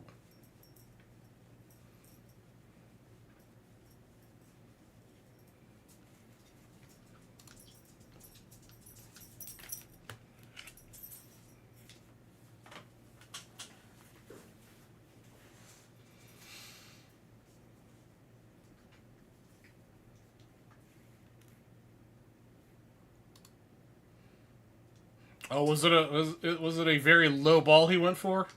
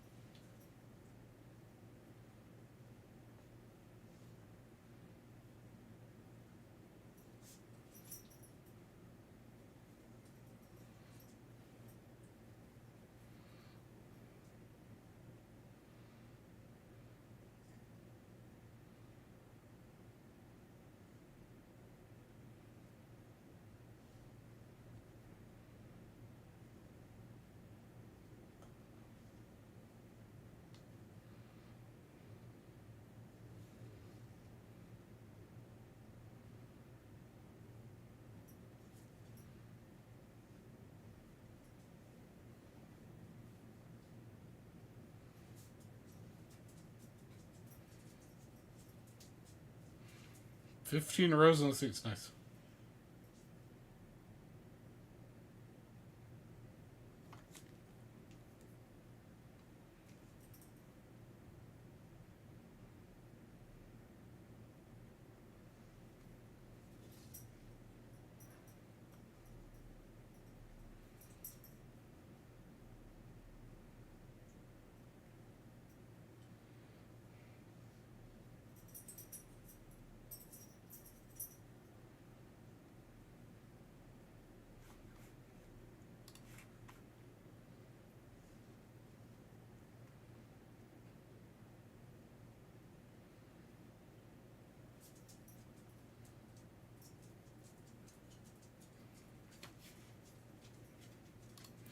The rookie they called up from Iowa started flashing the leather and bell rights. That ball he caught should have slid under his glove.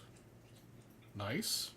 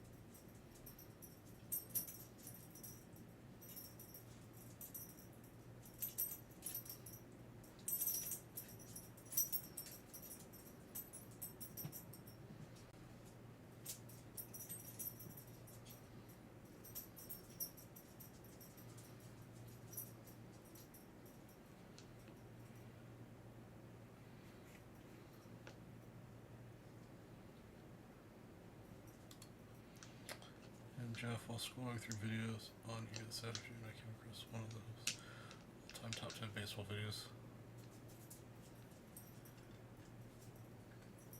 It was the worst blown call in umpire history. Oh man, there's probably a lot.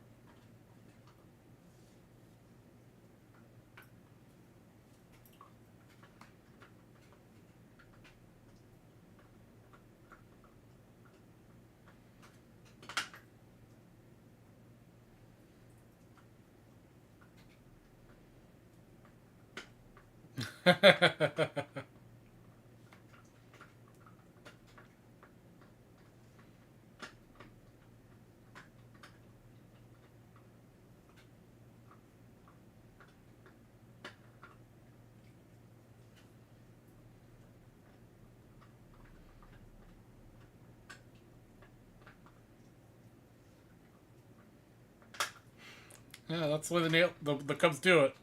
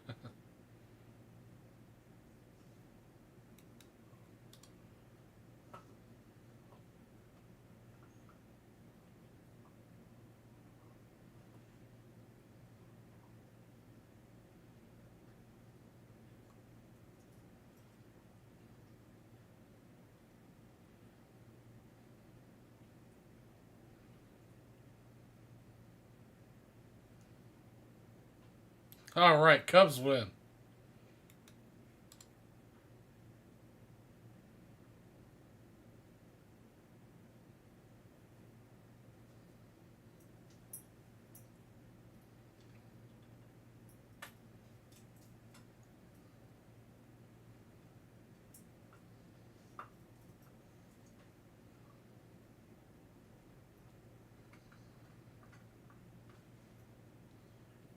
That's my boy. That's my boy.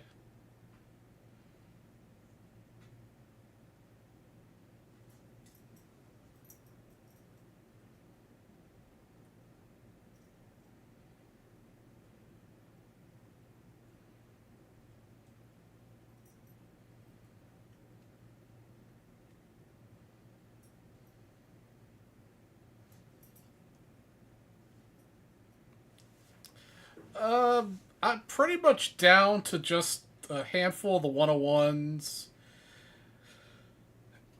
Yeah, I think it's pretty much it. I do have a shit ton listed for sale on ComC though.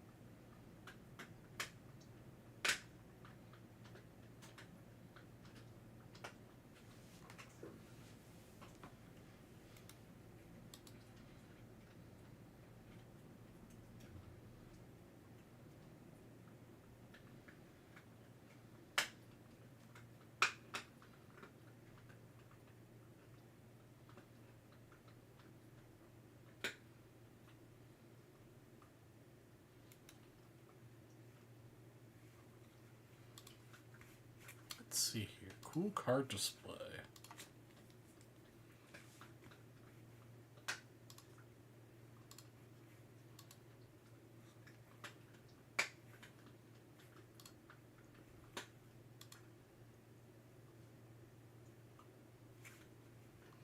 It's pretty cool, actually.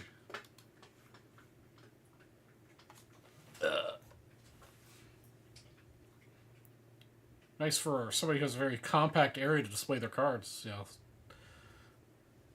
got some nice holder spaces for raw graded or top loaded cards, and then display a few slabs out there, whether they're graded or. That's pretty nice. Yeah. If you got like a small collection, very cool.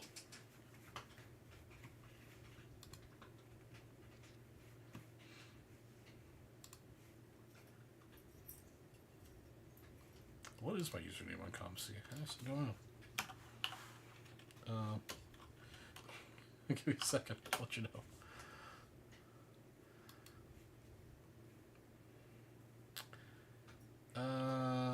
Looks like it's the same as my eBay. I'll type it in chat.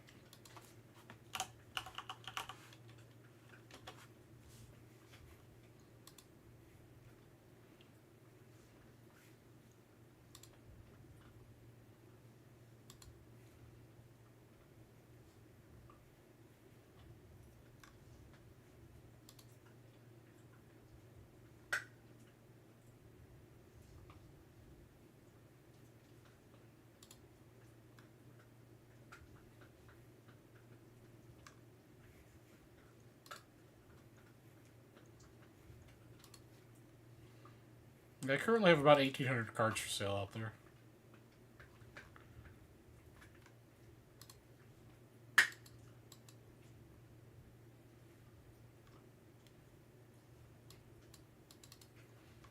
Alright, why is this not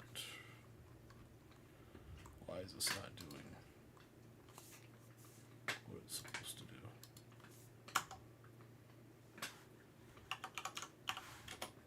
There we go.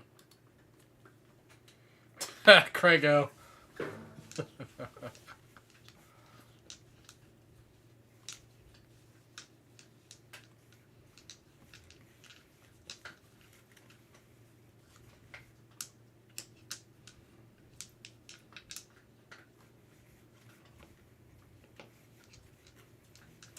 All right, who is going to have the next break? Let's see here. Let's do the next $200 purchase.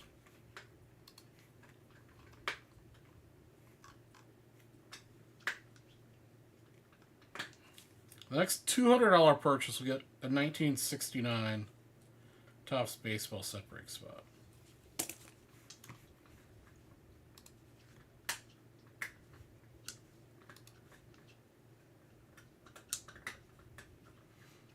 All right, Mr. Perry's going to pick a couple blaster boxes. I've got 8 total to choose from. Mr. Perry, 1 through 4, 5 through 8. So let me know which 2 you want. I'll also add that to your previous purchase to get you that 4th spot, the 10 and 100.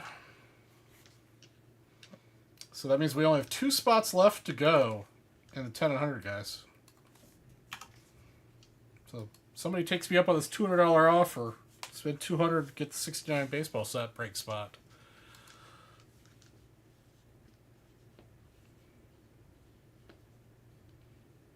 You want the 2 front ones. All right, 2 front blaster boxes.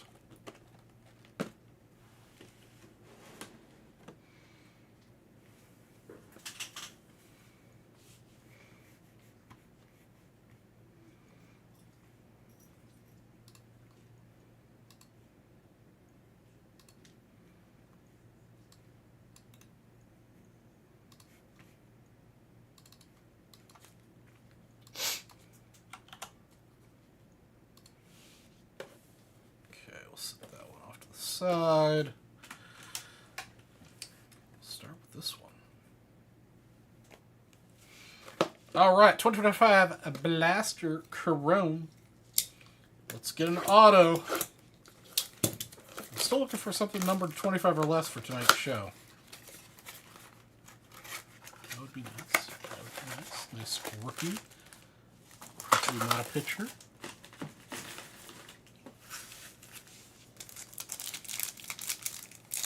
Here we go. Doyle, Blanco, Scherzer, Cassis, and a sepia refractor of Alvarez.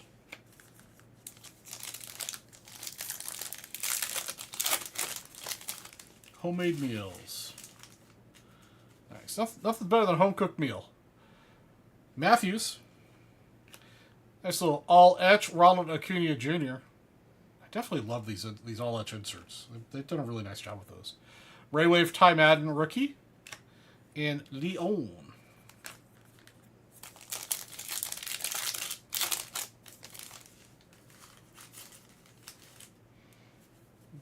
Looks like we've got something coming up here. Bobby Witt, Lowe, Billy, oh, it's a Ray Wave. Billy Cook, Ray Wave rookie. Nice. Chris Sale and Kibara Hayes sepia refractor.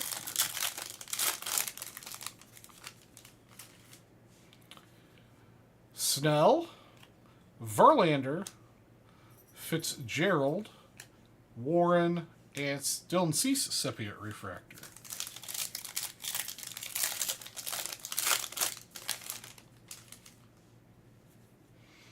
Correa, Sasaki, Spencer Steer, Prism Refractor, and Paul Skeens. Newport Gastropub. Okay. Alvarez, Trey Turner, Power Players, Jaron Duran, another cool looking insert set. Logan Webb, Ray Wave, and Trey Turner sepia refractor. This one feels thin.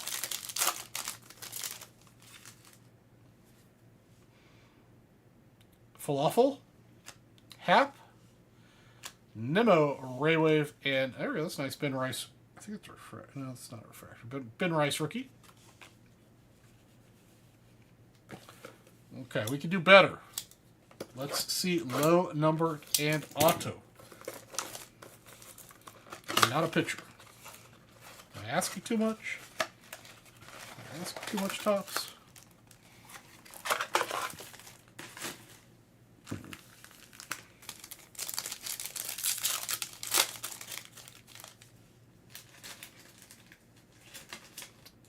Callahan, Sagano, Garcia,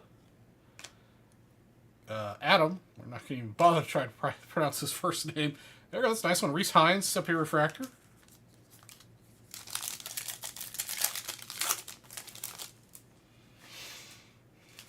Wyatt Langford, Fernando Tatis Jr. All Edge, Burleson Raywave, and Nola.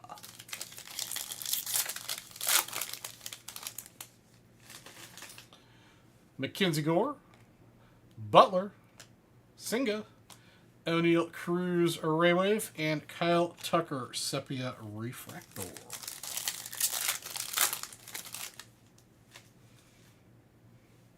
Louder, Wynn, Lewis, Muncie, and Jackson Jobe.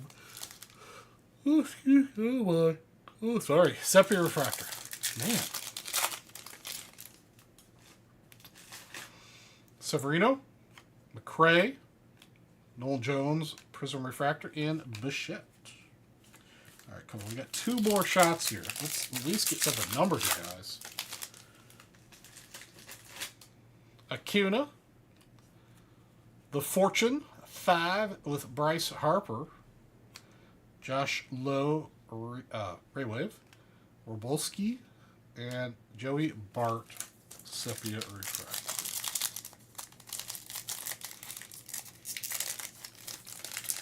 Last pack Magic. Come on. Yeah, another Raywave, but nothing numbered, man. O'Neill, Dylan Cruz, Garcia Raywave, and Castillo. All right, Mr. Perry, I appreciate taking a shot at the Chrome Blasters, but unfortunately, no autos out of that group. No number cards either.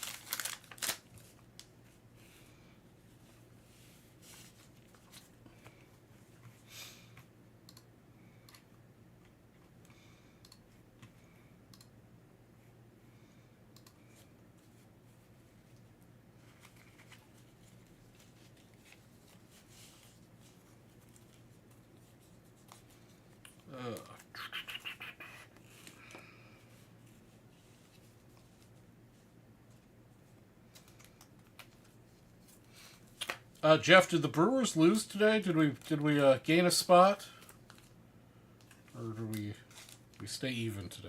I don't know if the Brewers won or lost today.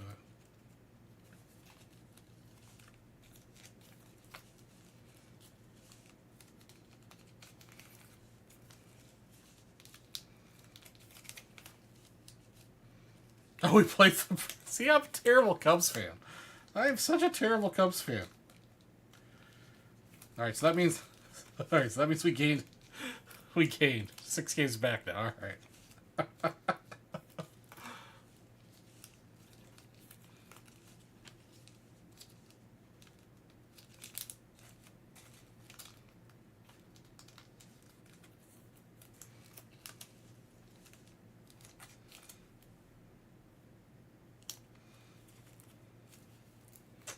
There you go, Tups.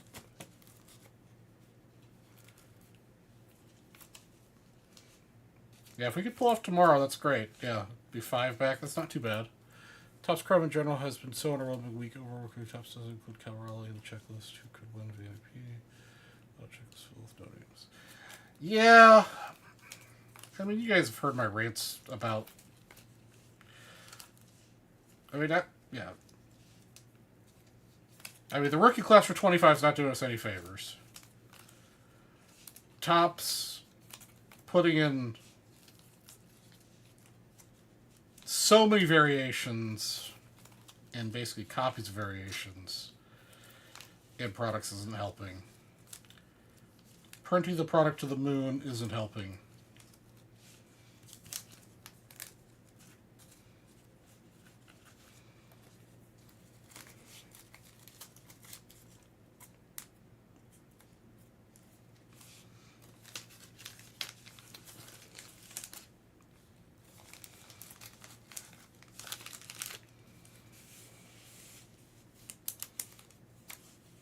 You know, I think, yeah, I mean, if you're looking to buy to rip, 2022 is still reasonably affordable.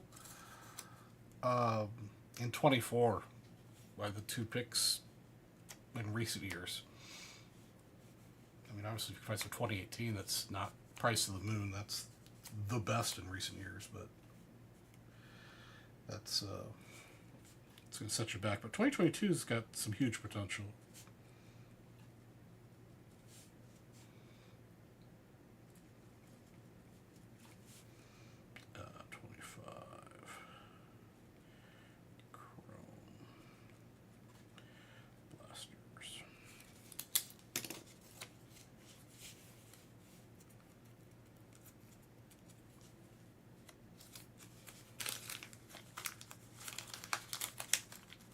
That's true.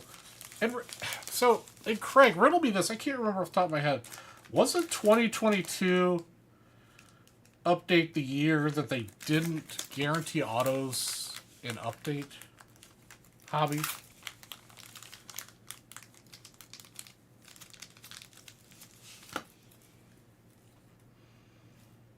I can't remember. But for some reason I think like Chrome Update Hobby, you weren't guaranteed autos in it. There's something weird with the product.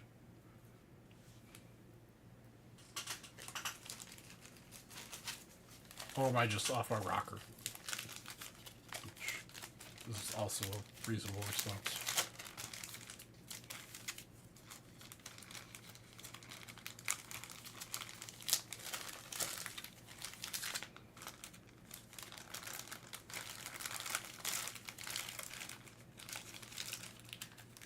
Because I know, like, yeah.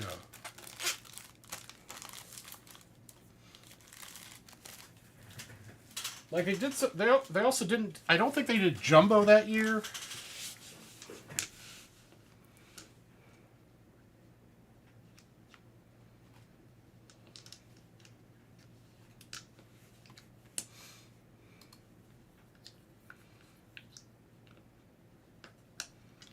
Yeah, yeah. I personally think, yeah, try the G's soapbox here. The cards in the flagship, like in any of the product sets, should be only the starters and the key relief pitchers. I know it might be controversial about the key relief pitchers, but it shouldn't be like the fifth tier relief pitcher that's going to play one game the entire year. It should be the primary starting lineup. You know, maybe if you have a couple key backup players, you know, that you rotate in and out of, first, whatever. But it should be that limited. And then if you want more cards in the set, then you do not image variations as in like short printed. You just have, well, there's two Nico Horner cards for Cubs. One of them batting and one of them doing a fielding play. You know, they're equally there's an equal number of them in the entirety of the print run.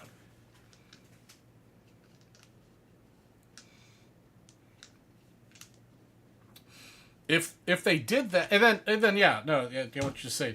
Hall of Fame throwback cards are also good, but again, Hall of Famers only, which they do a fairly good job with the throwback stuff. But yeah, definitely not some nobody third string catcher for the Brewers from 1985. Nobody cares.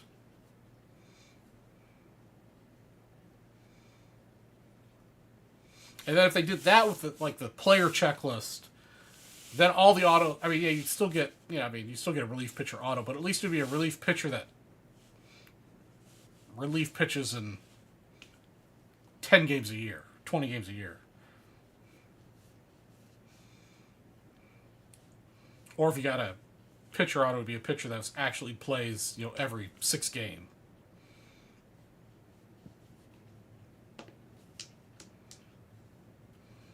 Something like that, yeah, like closers only, or just something. And then, yeah, if Topps still wants a 600 card checklist, then they can infill Hall of Fame throwback players, or, like I said before, a batting pose and a fielding pose for each player, or a portrait, a batting, and a fielding pose for each player.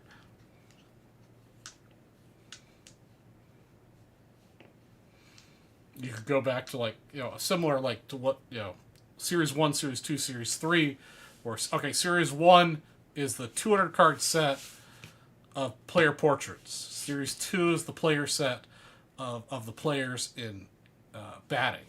And Series 3 is them fielding.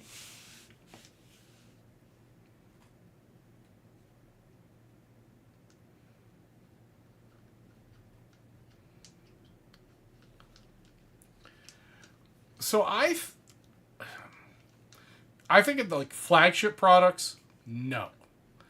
But I think in like some of the oddball products, like I'm okay with it being in like Allen and Ginter and Gypsy Queen, and maybe some of the off, kind of oddball products.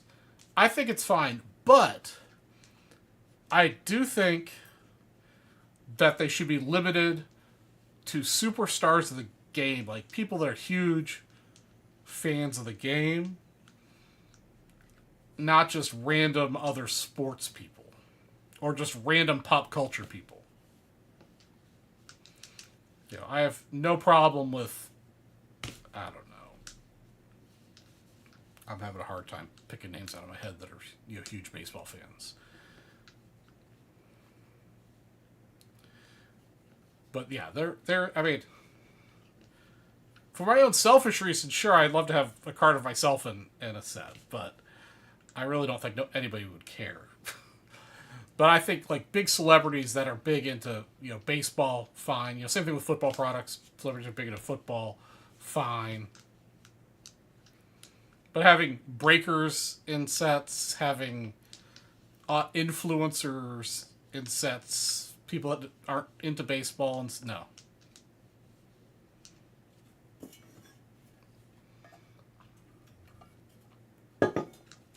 I guess I need to get a refill of my water and use the restroom.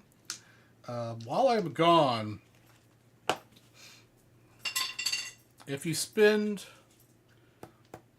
$200, you still get the 1969 Topps Baseball Set Break spot. If you spend $300,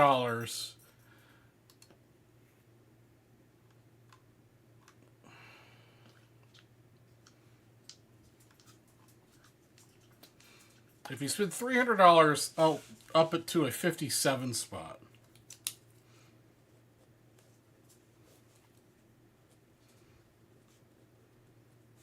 Plus, you get the 2 instant briefcases. All right, we're gonna add that. So, spend $300 while I'm gone, you'll get a 57 spot. Spend $200 on while I'm gone, and when I come back, doesn't matter. But we'll add that extra for the next hour of the show. I'll be back in just a minute, guys.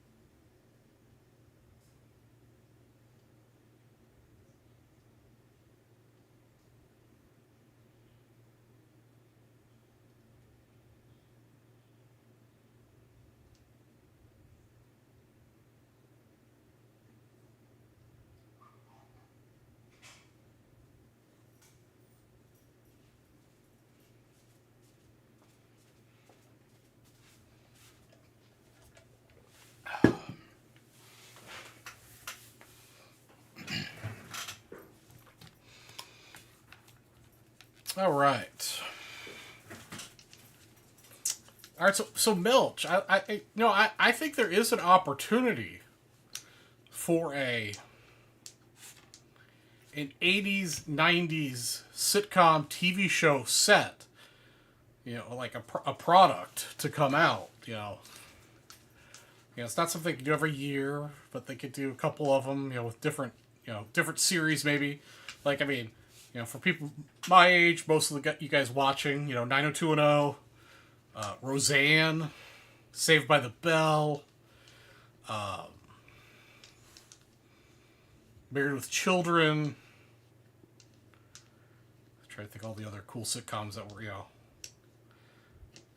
you could add. Yeah, you could do a handful of those each year for several years to cover all the popular ones, and I think that would be cool. Perfect Strangers, Balky Bartokamus.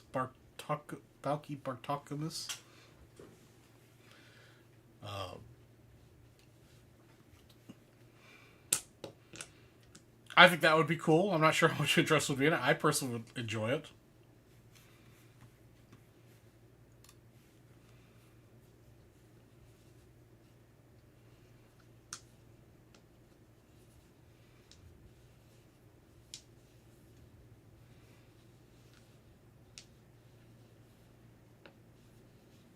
Saved by the Bell. Actually, I think wasn't there a Saved by the Bell product actually?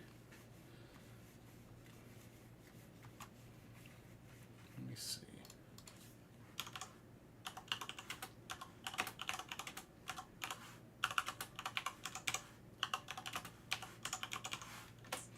I thought that was a thing. Yeah, that is a thing.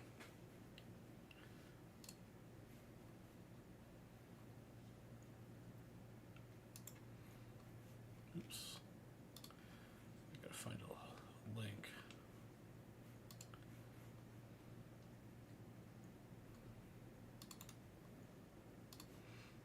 This link, baby. Okay, so yeah, you knew there were cards back in the day, but yeah, I think remastered. Yeah, 1992, Saved by the Bell, Pacific Trading Card. It's at least somebody's asking $750 for a box. Looks like there's some people that are selling them for like $5 a pack. Looks like there was a high school years and there was a college years box.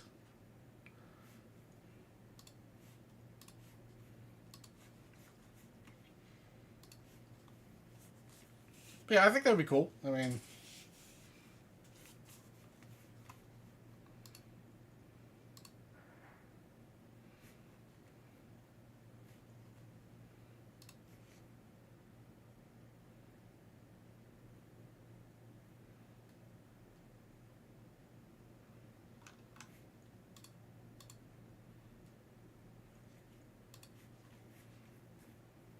all right, guys, we got about 40 minutes left of the show here. We only have 2 spots left in the 10 and 100, so I can give away the Hoyt Wilhelm, Calvino, and Robinson. Nobody's taking me up on the Sapphire bonus.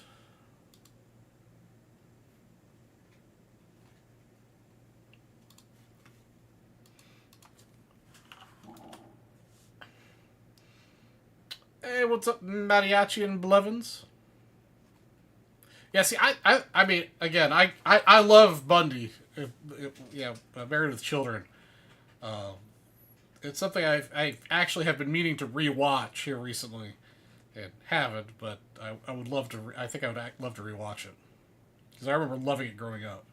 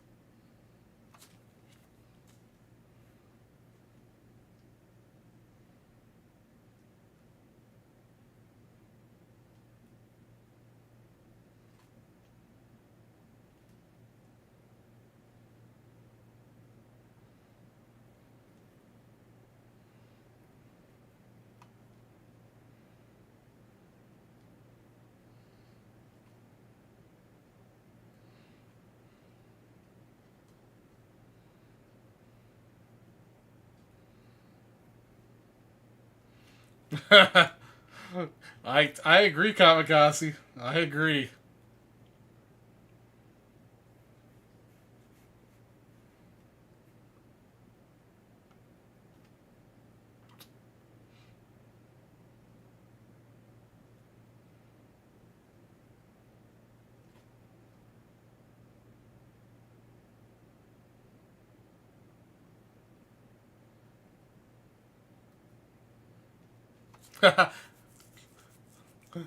I I knew what you were saying.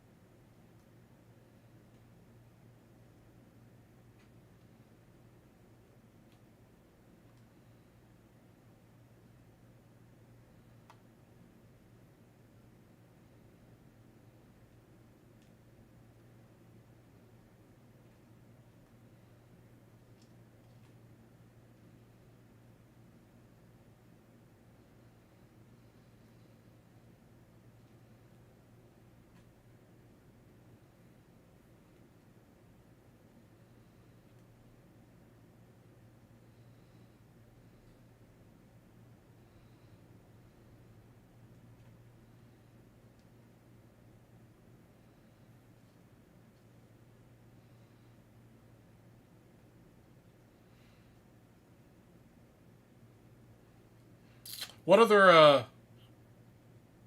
what are some of you guys' other favorite 80s, 90s sitcoms?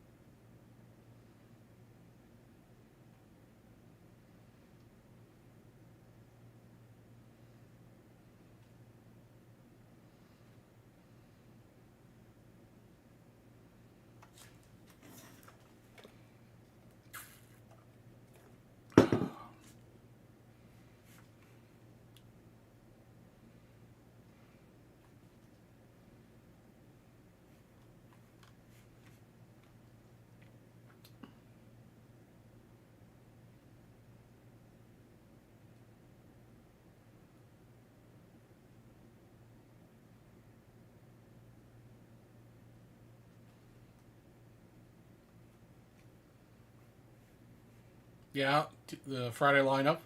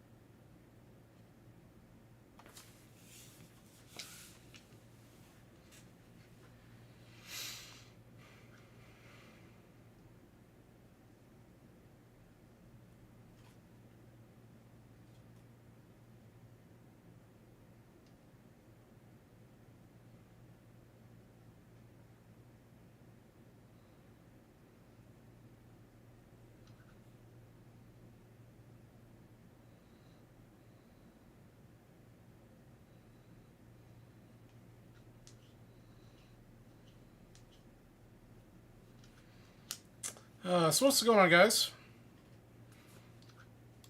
Do you guys like this instant briefcase situation? I know we only opened a handful of them on my show, but do you guys like this?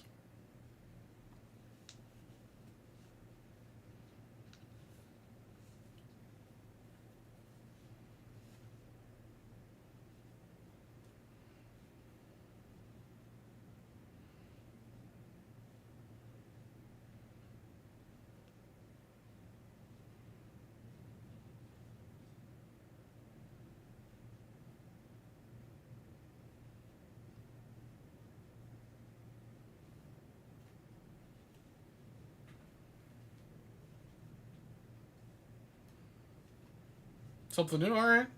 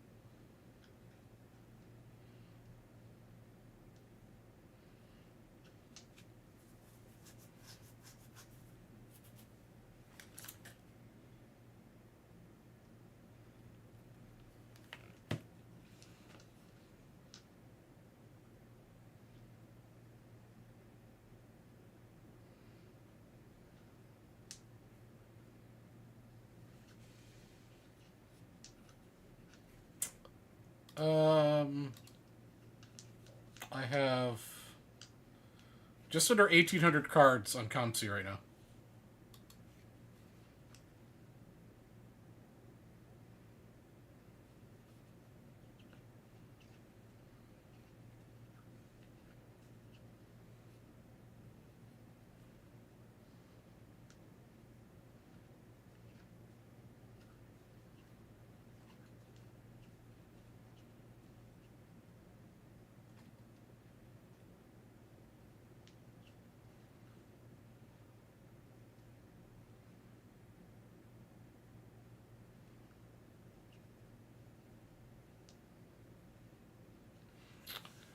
I actually did, Andrew. I get like, you know, sometimes I'm surprised. Like, I don't look up every card I send to ComC. Like, I'll generally send every colored, any like numbered card, colored card, variate whatever, just to send to ComC because it's cards.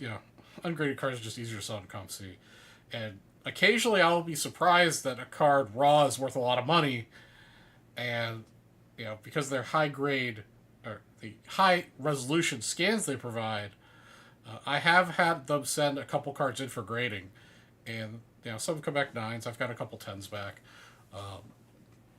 And they actually they probably have some sort of express deal with PSA because they've always come back very quickly. So I've had some pretty decent luck with that. I've never bought a card on ComC and sent it to grading, but cards that I've sent to ComC for sale, when when it pops up for pricing, it says, "Oh, this card's raws." You got people try to sell for $100, $200. I'm like, oh well, maybe let's see what they're worth PSA nines and tens, and if it's worth the same or more, and a nine and a ten's worth extra, then I send it off to grading.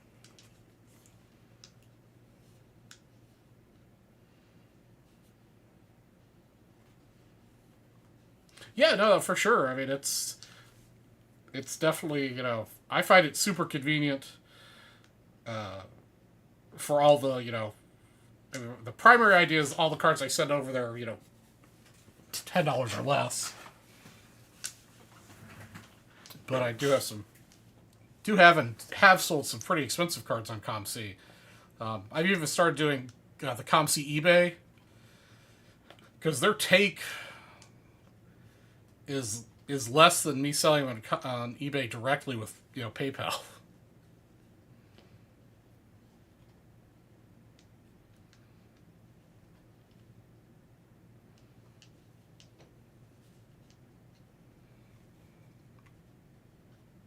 Yeah, I mean, I think my opinion would be different if I've only got if I was only ever had like a handful of cards to sell from time to time. eBay's not eBay's great, but it's just the quantity.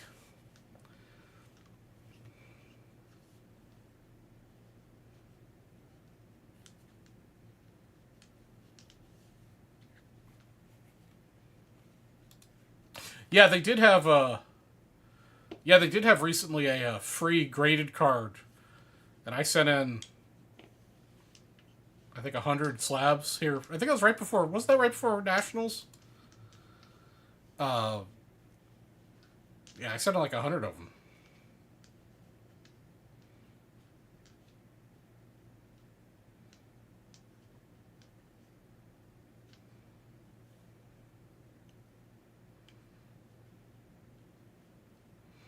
Actually, they had it was for yeah, it was free graded for before Nationals.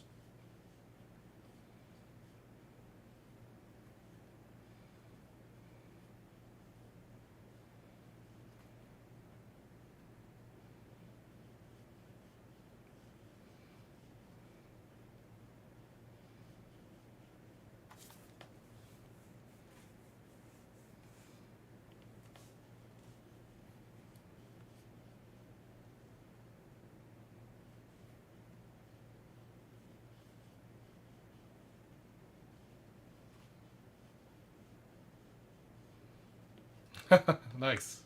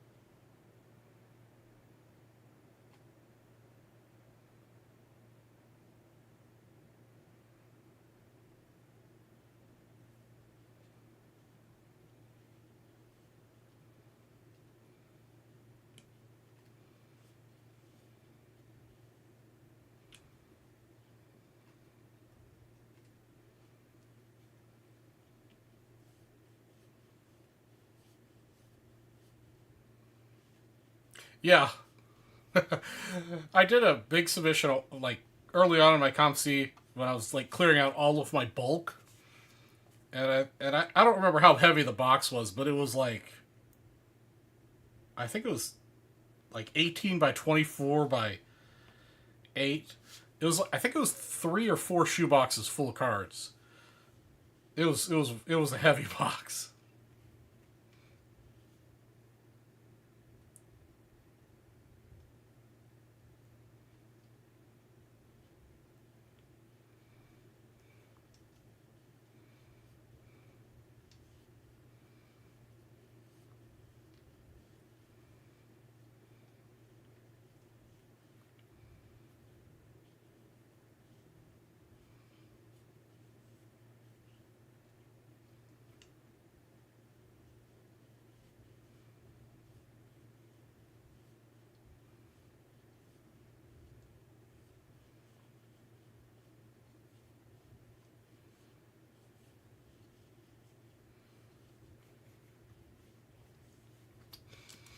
I did a few on my slabs a long time ago.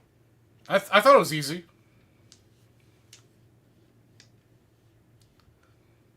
I thought it was pretty good. I just personally switched over to ComC as my sole provider, I guess.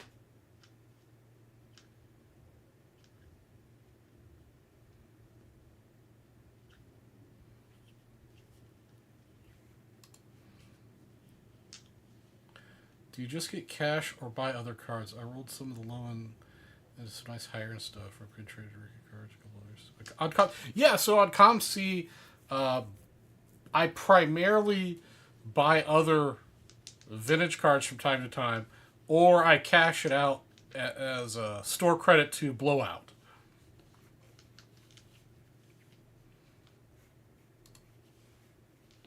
And like before Nationals, I cashed out my account into cash so I could have some more cash for Nationals. But yeah, generally I just either buy more cards on ComC to speculate to grade, or I get Blowout credit to have some rips. I usually do that more often than not. The gambler in me loves that.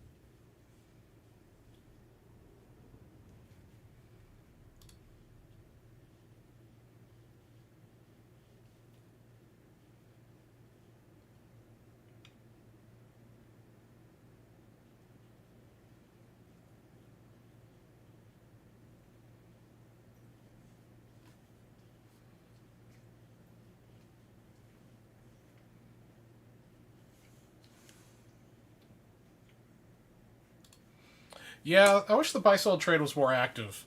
I know I listed a bunch of cards out there, and I sold one card to Ector.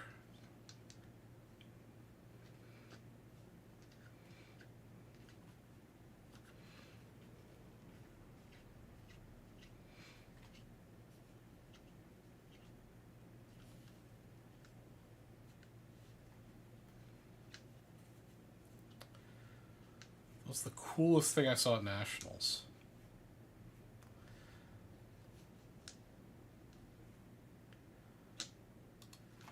I don't know. I mean, there was so much cool stuff at Nationals.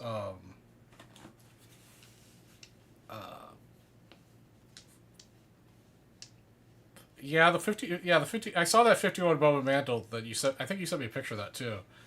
Um, I mean, I don't know. It's just yeah, seeing some of the oddball, you know, food issue type stuff and high grade. Um,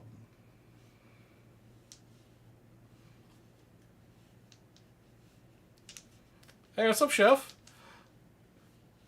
Yeah, I mean, it's just. I mean, it's just overwhelming. I just yeah. I mean, I don't know. I don't know if I saw anything. Teachers Ex Carolina Brights, yeah.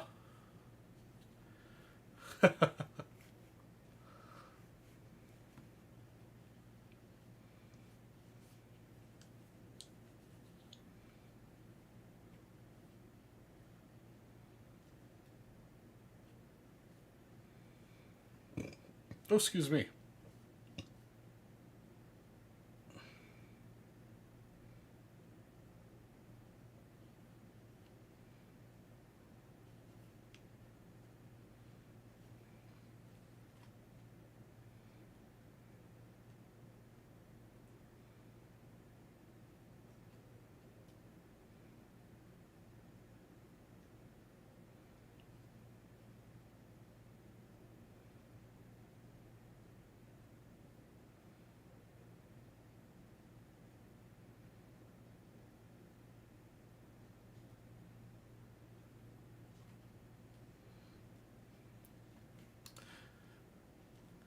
Jeff, you took a picture of the urinals at Nationals?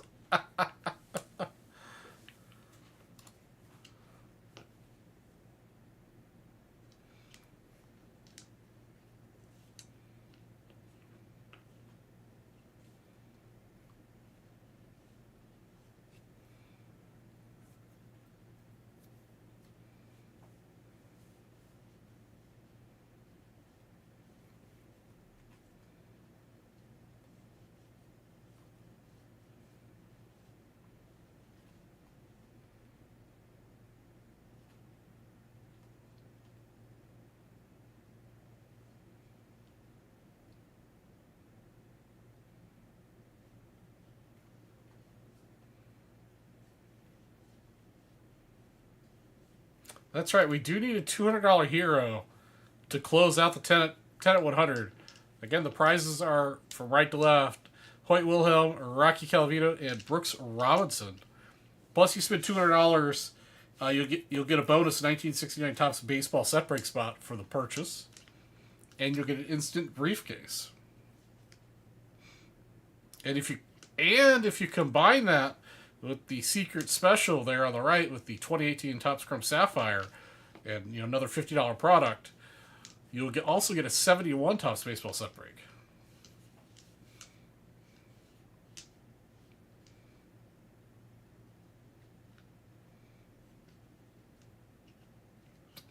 So that would be the way to go, is to spend $150 on a Sapphire spot and then $50 on something else.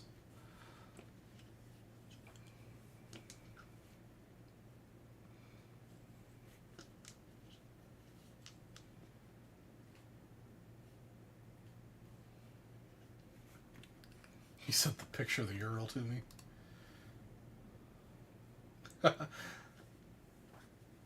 Yeah. I'm not going to share the picture. I draw the line someplace, and that's where I draw the line.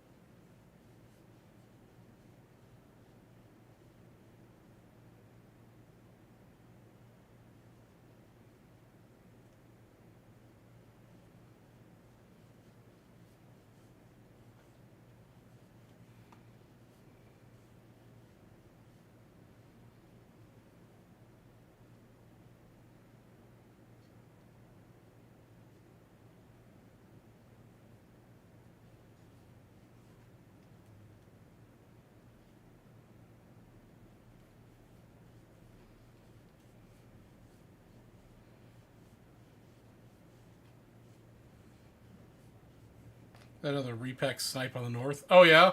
Somebody bought out the last of the repacks?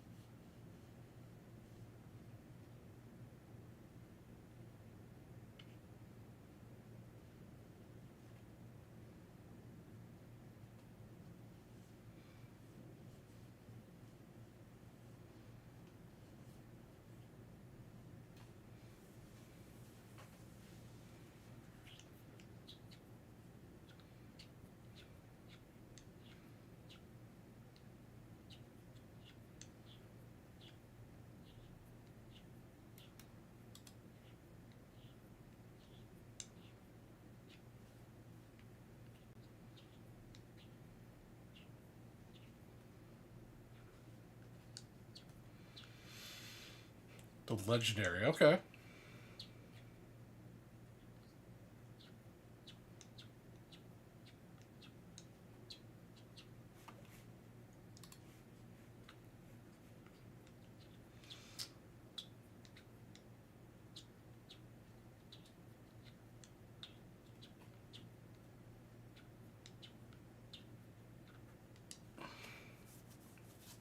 Lucas sniped it. Nice. All right, guys, we got another 15 minutes. Somebody pick up the last two spots of the 10 at 100.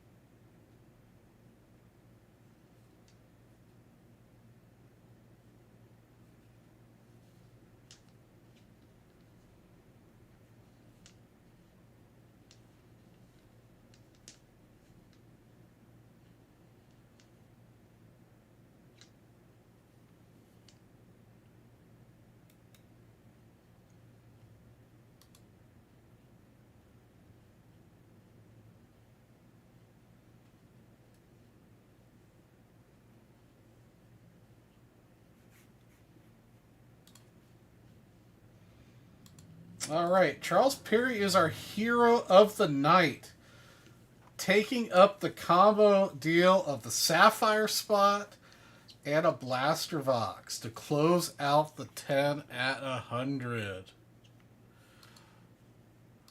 Yes, that'll be close enough.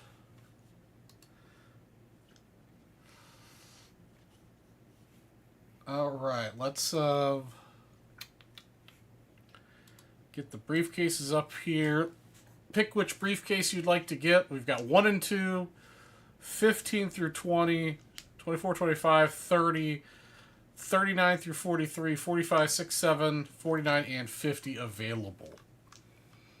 Which one would you like? 24, all right. And then let me know which blaster pack you want. 1, 2, 3, 4, 5, 6. While I get this put into the system.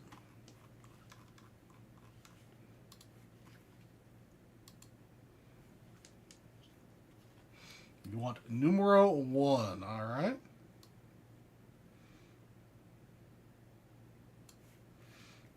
Appreciate you being the hero tonight.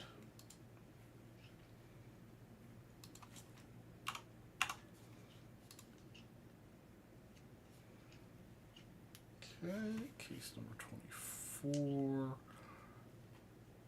And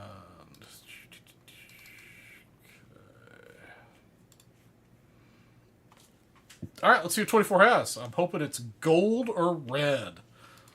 Let's go. Come on. Oh, come on. All right, well, you're going to get yourself a mystery vintage card and a BAM spot. And then you'll also get yourself a 71 spot for buying the Chrome spot and a 69 spot for spending 200. So give me a second to put those in.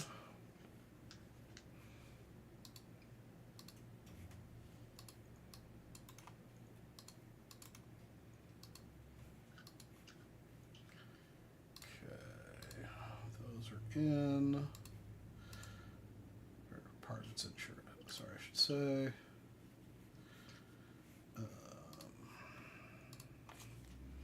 1971.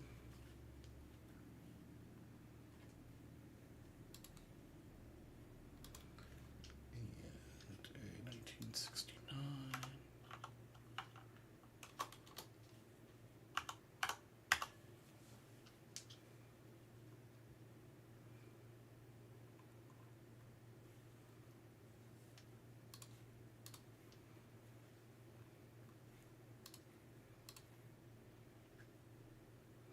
Oh, wait, no. I forgot to put your name on it.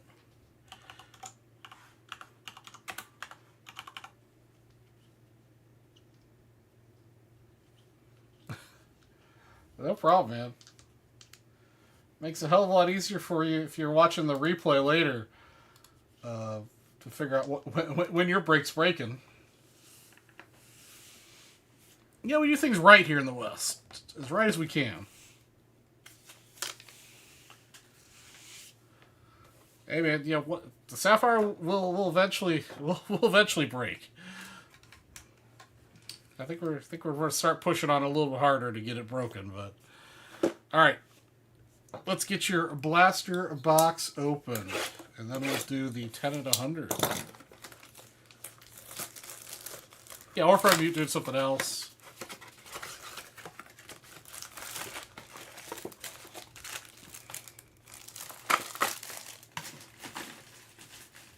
Yeah, 59 spots left. 59 spots left. All right, come on. We got to get a numbered card out of the third one. All right. Lubob. Kenlaro. Siri. Nico and Strider Sepia.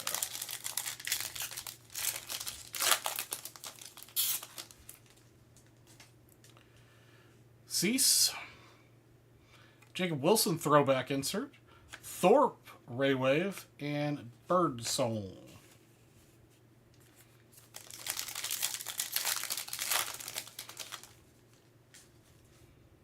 Albies. Harris. Gentry. Gressfo. Raywave and Nuke Bar. Hey, what's up, Mr. Cuffin? Anderson, Green, Vladdy, Jones, and Aaron Shook Raywave. Or not Raywave, negative. Sepia Refractor. Naylor, Sol, Prism Refractor of Campy, and Sagassi.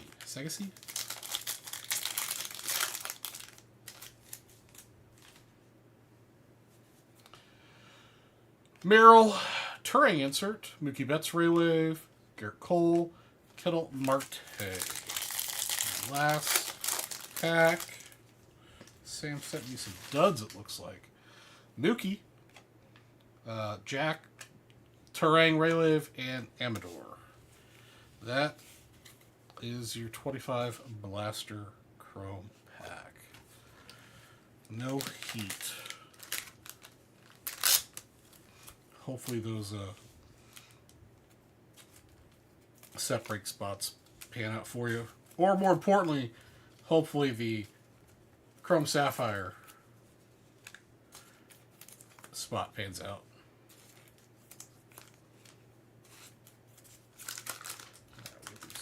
Penny to put away. Yeah, Jacob Wilson throwbacks in the sleeve pile. I'll card saver it too for you.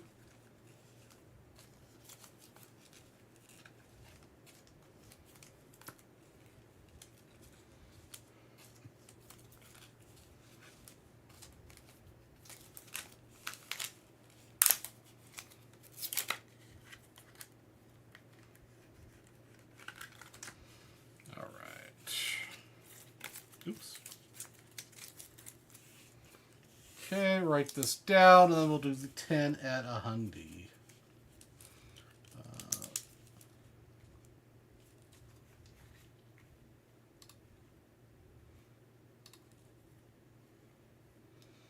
203.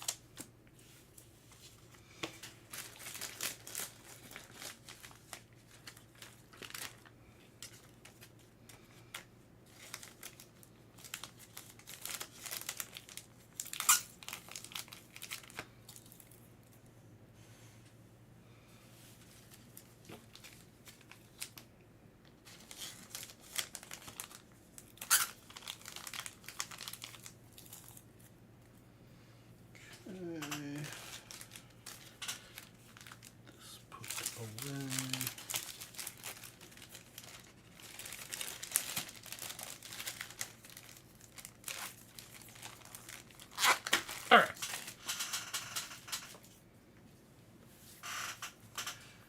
Okie dokie. Let's see here. 10 to 100.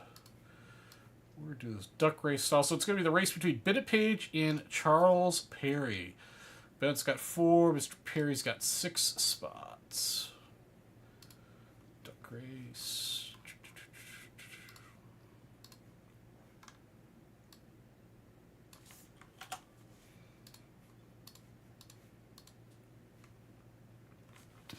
All right. Duck race time between Charles Perry and Bennett Page. If I could find my freaking mouse. There it is. That's so you can see better. Shuffle up the player. So yeah, you guys are top 3 win prizes. Hoyt Willem on the right, Rocky Calavito in the middle, and Brooks Robinson for 3rd. Here we go. Good luck, guys. All right, looks like Charles Perry played duck, and lane number 1 is off to their early lead. Bennett Page in 2nd place. Duck number 4, and Charles Perry at the bottom 3. Duck number 10 in 3rd. Actually, looks like duck number 10 might be in 2nd place right now. 30 seconds to go. The race. Charles Perry, duck number 9, still holding on to that lead. We're going to be approaching the slow spot in the duck race, but Charles Perry currently handily has 1st and 2nd. Bennett Page in 3rd place. 20 seconds to go. The race. Bennett Page is going to move forward. Oh, it did not take the lead. Charles Perry, duck number 10, hit a rock or something, is going back to the line. Charles Perry currently holding on to the lead with that duck number 9 the whole way thus far. 8 seconds to go. So we're going to have a duck from the rear that's going to take over. Looks like Charles Perry, duck number 8, is making a move here at the last minute. Charles Perry, duck number 8, is going to take the lead and win the race. Then it's going to be a photo finish for 2nd place between Charles Perry and Mr. Bennett Page. Let's check the photo. Looks like Charles Perry managed to squeak out ahead with the witch duck. We're going to have to check and see if that broom is legal. And then it looks like businessman Mr. Bennett Page did pick up 3rd place. Congratulations, Bennett Page and Charles Perry. Thank you for closing out the 10 at 100 today. Let me send a note to Sammy to get the... get these out. There we go. Make sure we got that on the screen. All right. All right. Okay. So that's going to be the end of the show, guys. No big briefcases tonight since we did the mini briefcases. I think those did pretty well. You guys, yeah, seem to enjoy those. love the basic ducks. So you guys all have a wonderful week. Enjoy the weekend. I'll see you next Wednesday at 9 p.m. for the next Vintage Breaks